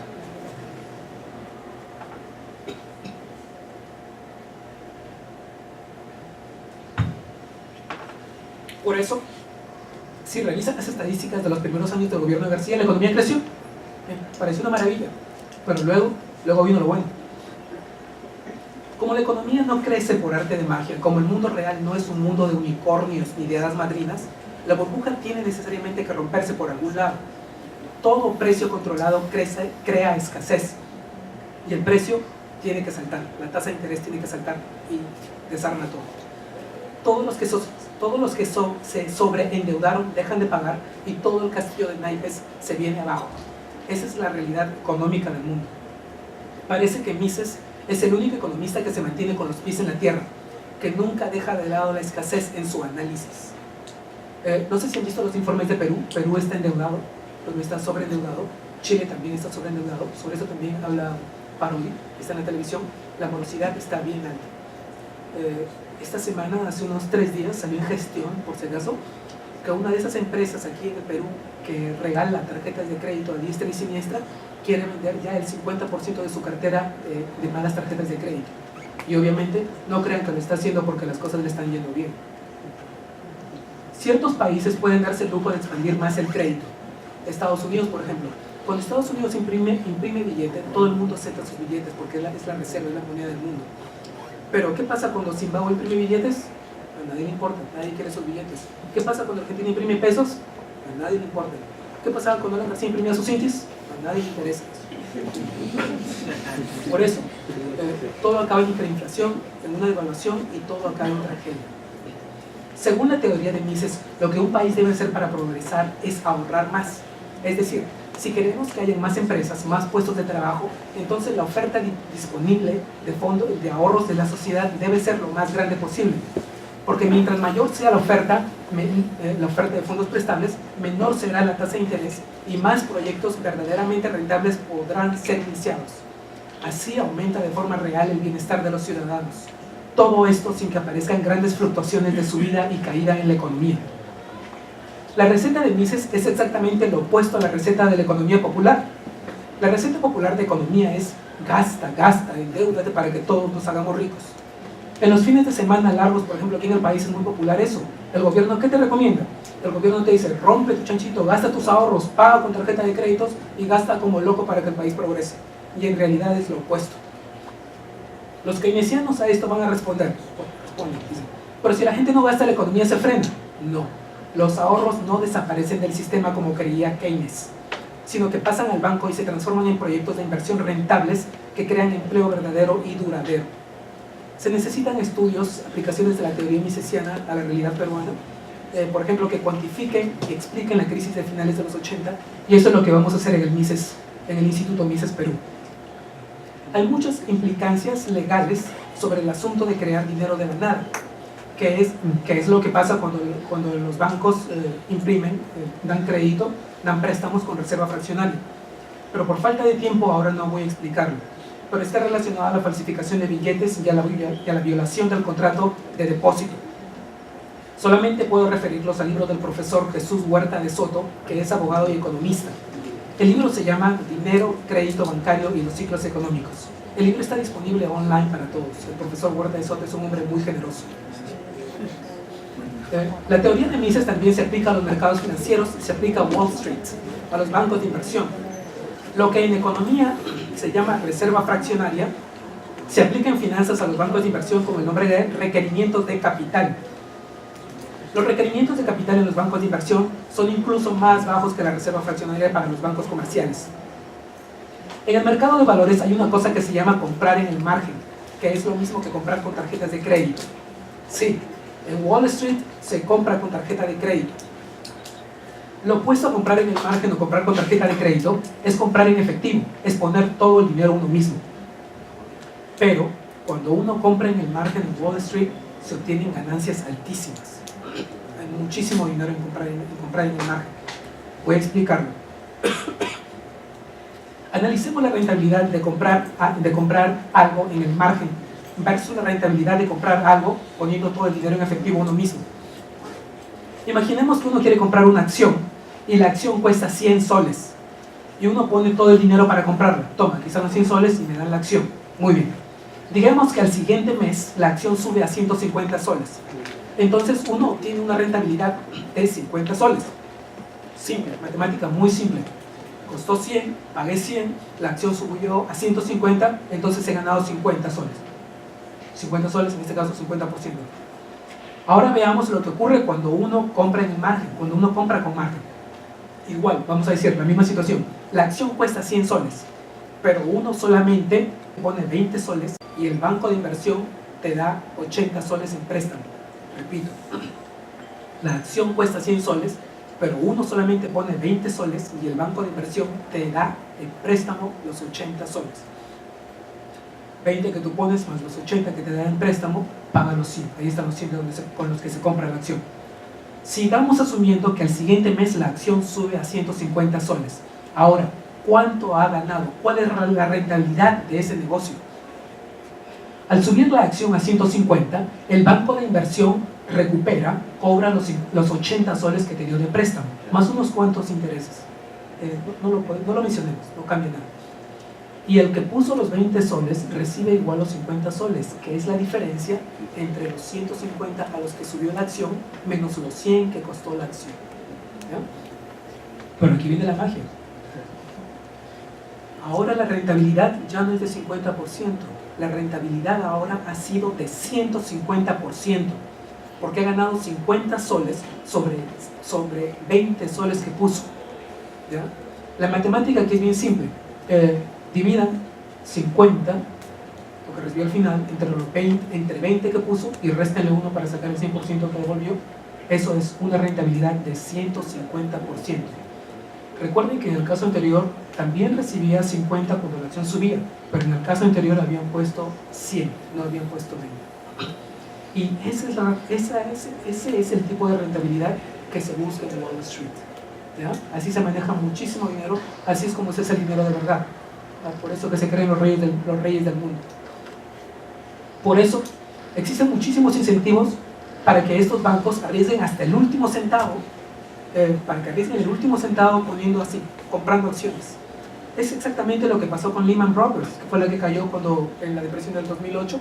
Estaban completamente apalancados. A esto de poner 20 que te den los 80, eso se le llaman en finanzas, le dicen apalancamiento. ¿Y qué activos tenía Lehman Brothers? Tenía un montón de hipotecas que no servían absolutamente para nada. Obviamente iba a fracasar. Pero cuando todo se quiebra, no hay problema. Una vez más, el gobierno lo rescata a todos. Y el gobierno lo rescata a todos bajando más la tasa de interés e imprimiendo más dinero. Pero, si se dan cuenta, eso fue lo que creó el problema en primer lugar. ¿Ya?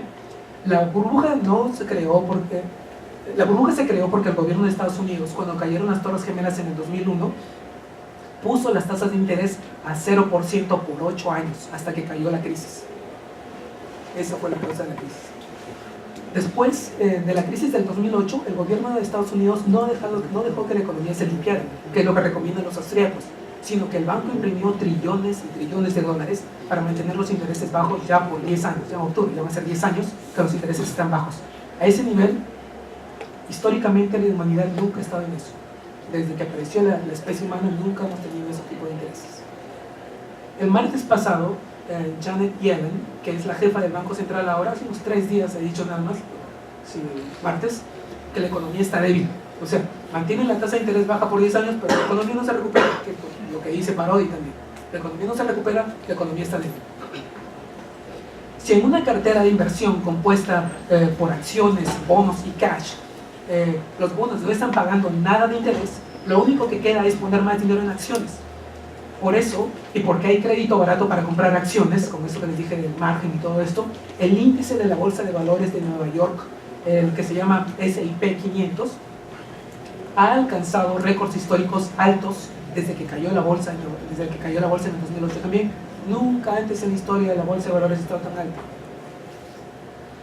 Los intereses más bajos han creado una burbuja en el mercado de valores y han creado graves problemas en el mercado de bonos. También han aparecido otros instrumentos financieros como los Asset-Backed Securities, los Mortgage-Backed Securities, que son obligaciones de deuda colateral, que no son malos en sí mismos porque bien podrían utilizarse en un sistema como el patrón oro. Estos instrumentos simplemente hacen de resortes al multiplicador crediticio. ¿Ok? Así que ahora ya podemos responder a las dos cuestiones que plantea Parodi con la teoría de Mises. El punto número 1, respecto a la tasa de interés, pues Parodi preguntaba ¿por qué la tasa de interés baja? ¿No arregla la economía? Bueno, pues bajar la tasa de interés no sirve para arreglar la economía. La bajada de la tasa de interés fue lo que creó el problema en primer lugar. Respecto al punto de la inflación, la inflación no ha aparecido porque se ha transferido a la inflación, porque la inflación se ha transferido al mercado de valores. Los mercados de valores en esta parte del mundo todavía son muy primitivos, pero en el futuro pueden crecer. Y cuando eso ocurra, los economistas, los financistas, los abogados, los reguladores necesitan la teoría de Mises en su caja de herramientas. No tener esta teoría en la caja de herramientas es simplemente un error. Eso es todo. Gracias.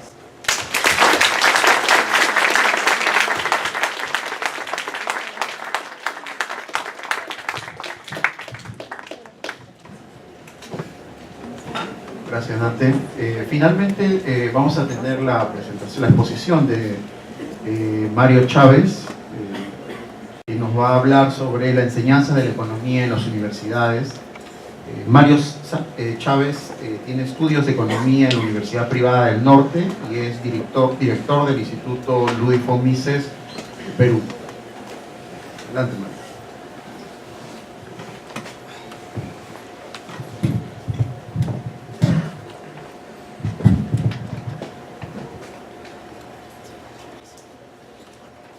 Buenas noches.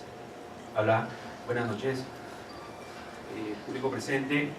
El tema que voy a tratar es muy intenso. Me voy a enfocar en dos escuelas, la escuela inglesa y la austriaca. La primera propone el uso de las matemáticas en la enseñanza y la segunda no. La escuela austriaca, también denominada Escuela de Viena, es una escuela de pensamiento económico que defiende un enfoque individualista metodológico para la economía denominado praxeología. Según esta teoría, el dinero no es neutral. Las tasas de interés y de beneficios son determinados por la intervención de una decreciente utilidad marginal con una decreciente productividad marginal del tiempo y de las preferencias temporales. La teoría austríaca del ciclo económico, que nos ha explicado Dante,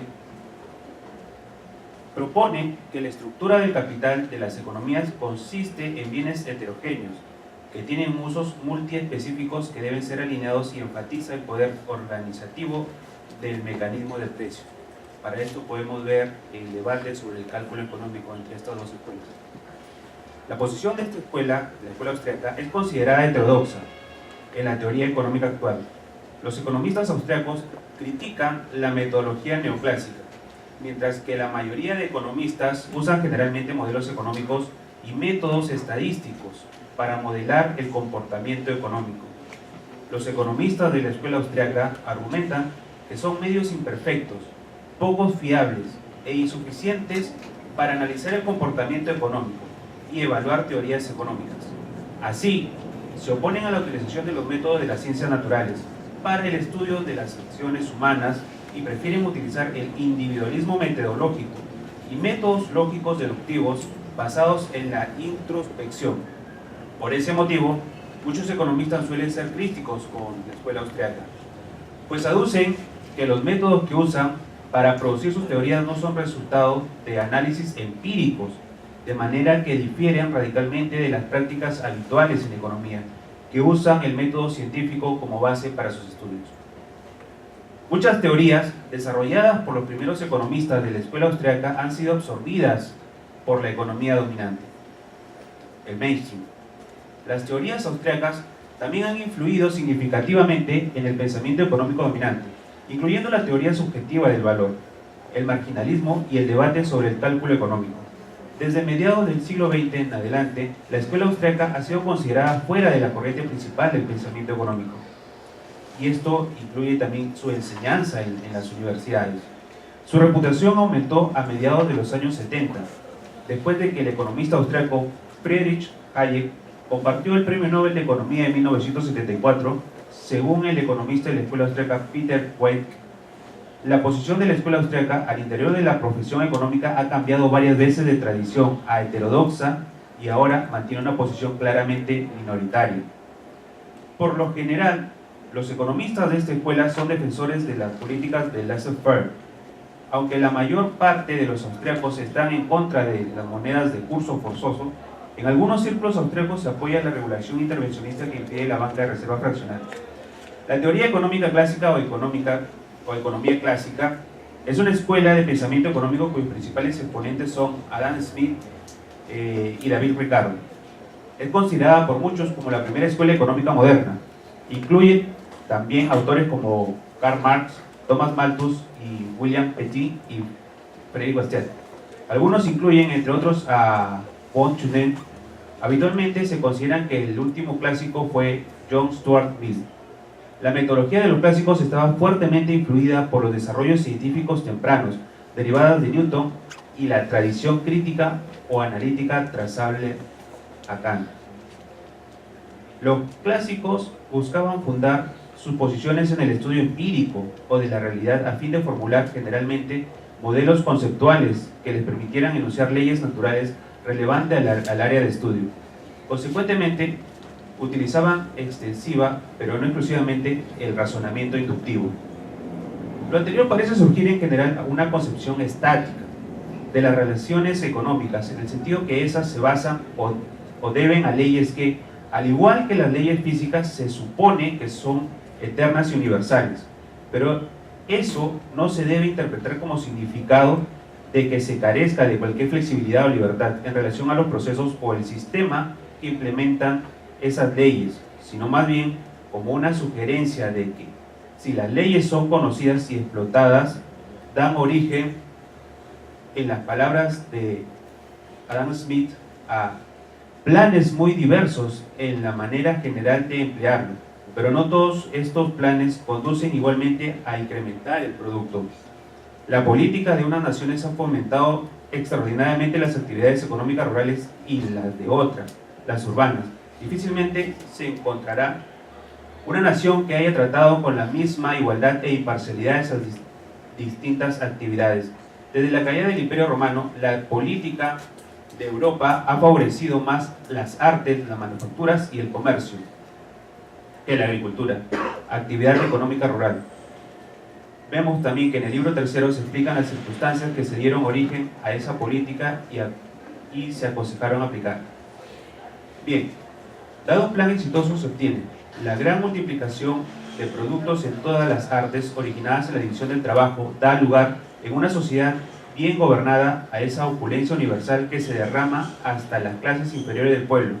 Todo obrero dispone de una cantidad mayor de su propia obra, en exceso de sus necesidades, y como cualquier otro artesano, se halla en la misma situación, se encuentra en condiciones de cambiar una gran cantidad de sus propios bienes por una gran cantidad de los creados por otros, o lo que es mismo, por el precio de una gran cantidad de los suyos. El uno propone al otro de lo que necesita, y recíprocamente, con la cual se difunde una general abundancia en todos los rangos de la sociedad. El asunto de si es posible o no considerar las leyes económicas como leyes naturales permanece en la actualidad. Principio de segunda década del siglo XXI y a partir del análisis de Alfred Marshall. La metodología es donde la escuela austríaca difiere muy significativamente de otras escuelas de pensamiento económico. Las escuelas ortodoxas, tales como el keynesianismo, la inducción en la interpretación de la evolución económica, ya que si se realiza correctamente conduce a ciertas conclusiones e inferencias que deben ser verdaderamente si las suposiciones subyacentes son exactas. Los austríacos sostienen que la inducción no garantiza la seguridad, como lo hace la deducción, ya que los datos económicos del mundo real son intrínsecamente ambiguos y sujetos a una multitud de influencias que no pueden ser separadas ni cuantificadas. Una causa o la correlación con otra. Por ello, afirman que los métodos estadísticos empíricos, los experimentos naturales y los experimentos construidos no tienen forma de verificar la causa y efecto en los eventos económicos del mundo real, ya que los datos económicos pueden ser correlacionados a múltiples cadenas potenciales de causalidad. Bueno, para resumir, puedo decir que la economía es una ciencia relativamente joven y que en el presente se abusa del uso de las matemáticas en las universidades, en contra de lo que advierten los austriacos. Y para terminar, debo indicar que se debería enfocar mucho más las ideas de Ludwig von Mises en las universidades. Muchas gracias.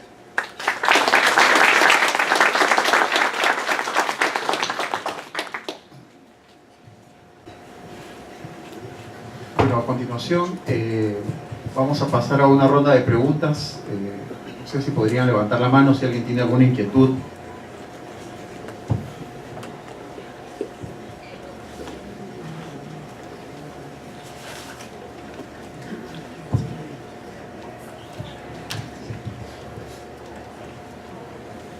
A ver.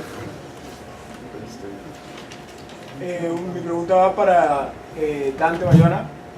Quisiera saber si el Bitcoin puede ser la solución definitiva al problema de la reserva fraccionaria. ¿Cuál es su opinión sobre el Bitcoin?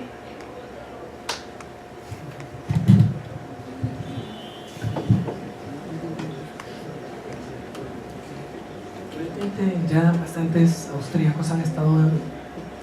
miren cómo son las cosas. La única teoría realmente que tiene sentido para comparar lo que está pasando con Bitcoin es la teoría de Mises. La regresión de la moneda, la regresión del dinero, todo como explicó Mises, cómo aparecen las cosas, cómo aparece el dinero. Realmente Bitcoin no es dinero. No es dinero, ahora el precio que está, nadie lo utiliza como dinero. Justamente esto, pero sí lo comenta bastante, están aceptando el Bitcoin, pero inmediatamente lo cambian a dólares. El Bitcoin no va a ser dinero, todavía falta muchísimo tiempo. Tendría primero que caer el dólar, y para que caiga el dólar, eso no va a pasar por lo menos en 50 años.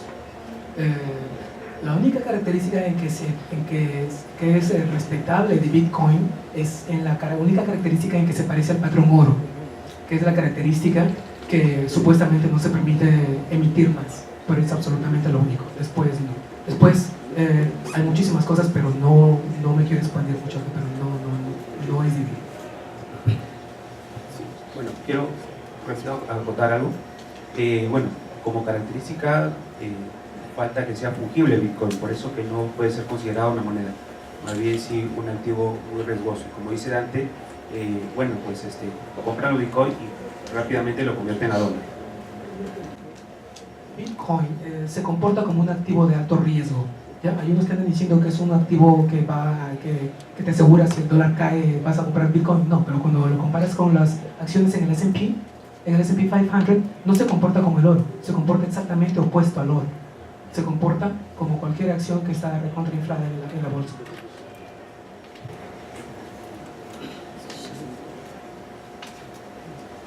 Bueno, mi pregunta iba un poquito no en el Bitcoin, porque yo personalmente no creo en absoluto en el Bitcoin, primero porque no lo entiendo y nunca voy a poner plata en algo que no entiendo.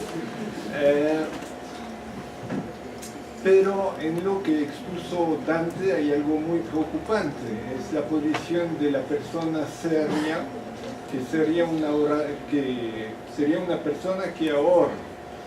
En el sistema actual, de toda manera, esa persona va a perder. Pierde porque en realidad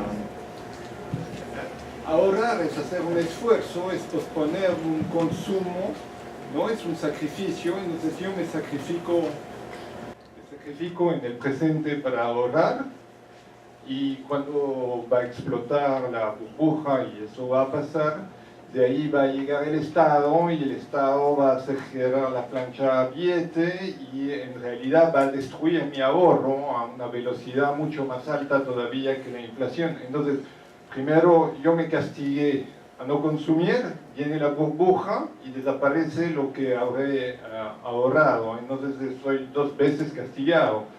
De una cierta manera es muy vicioso en realidad, porque la persona que consume al menos consume, tiene este placer, y cuando explota la burbuja ya no le queda nada, no tiene más problema. Entonces mi pregunta sería, bueno, no creo absolutamente en el Bitcoin, ni en Ethereum, ni en ninguna de esas monedas, supuestas monedas, pero ¿hacia cuál activo, cuál tipo de moneda dirigirse. Volvemos a un patrón oro. A mí me encanta, pero ¿es realmente la solución?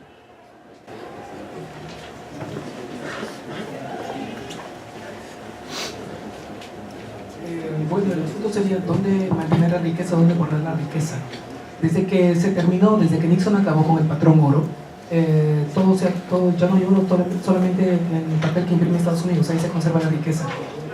Antes el oro era lo que conservaba la riqueza, era la reserva de valor.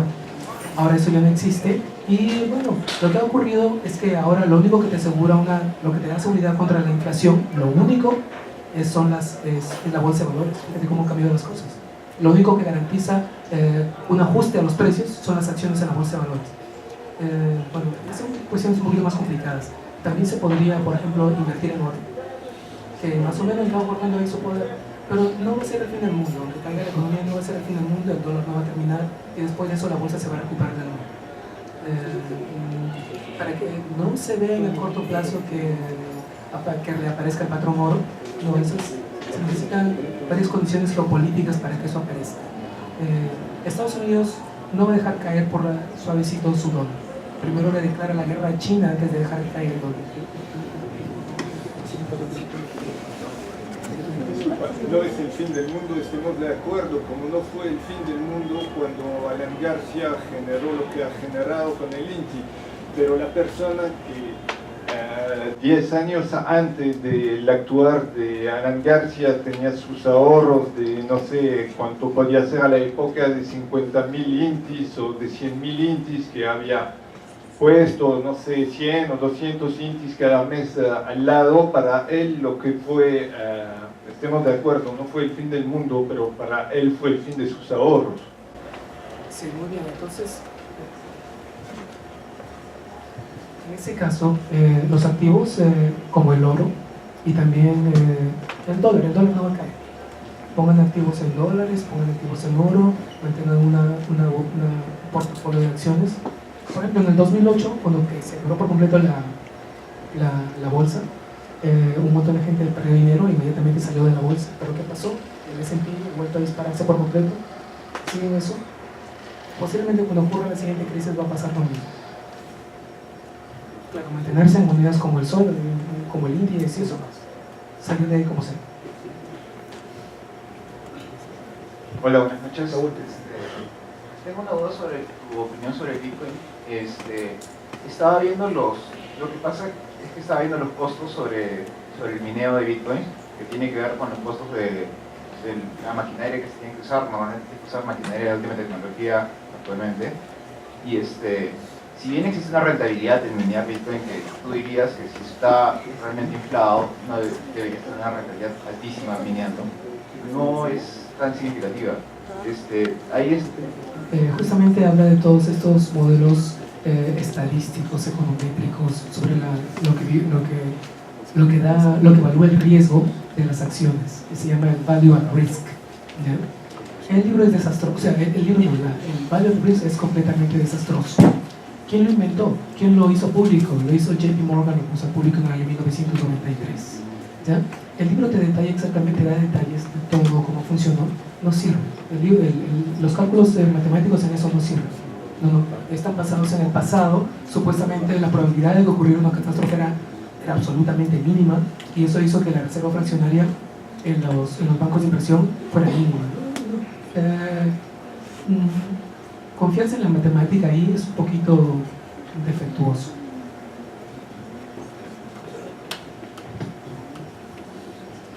Bueno, finalmente voy a dar la palabra a nuestro presidente del Instituto Mises Perú. Queremos hacer un reconocimiento al señor Arturo Salazar Larraín, quien nos deleita con su presencia, ¿no? Dejo la palabra.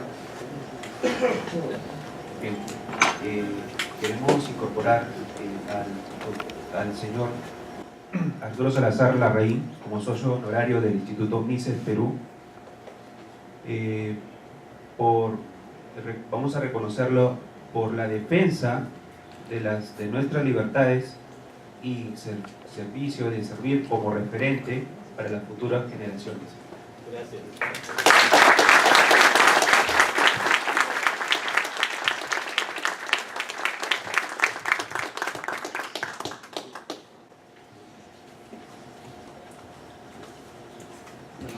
concluido el evento. Muchas gracias por su presencia.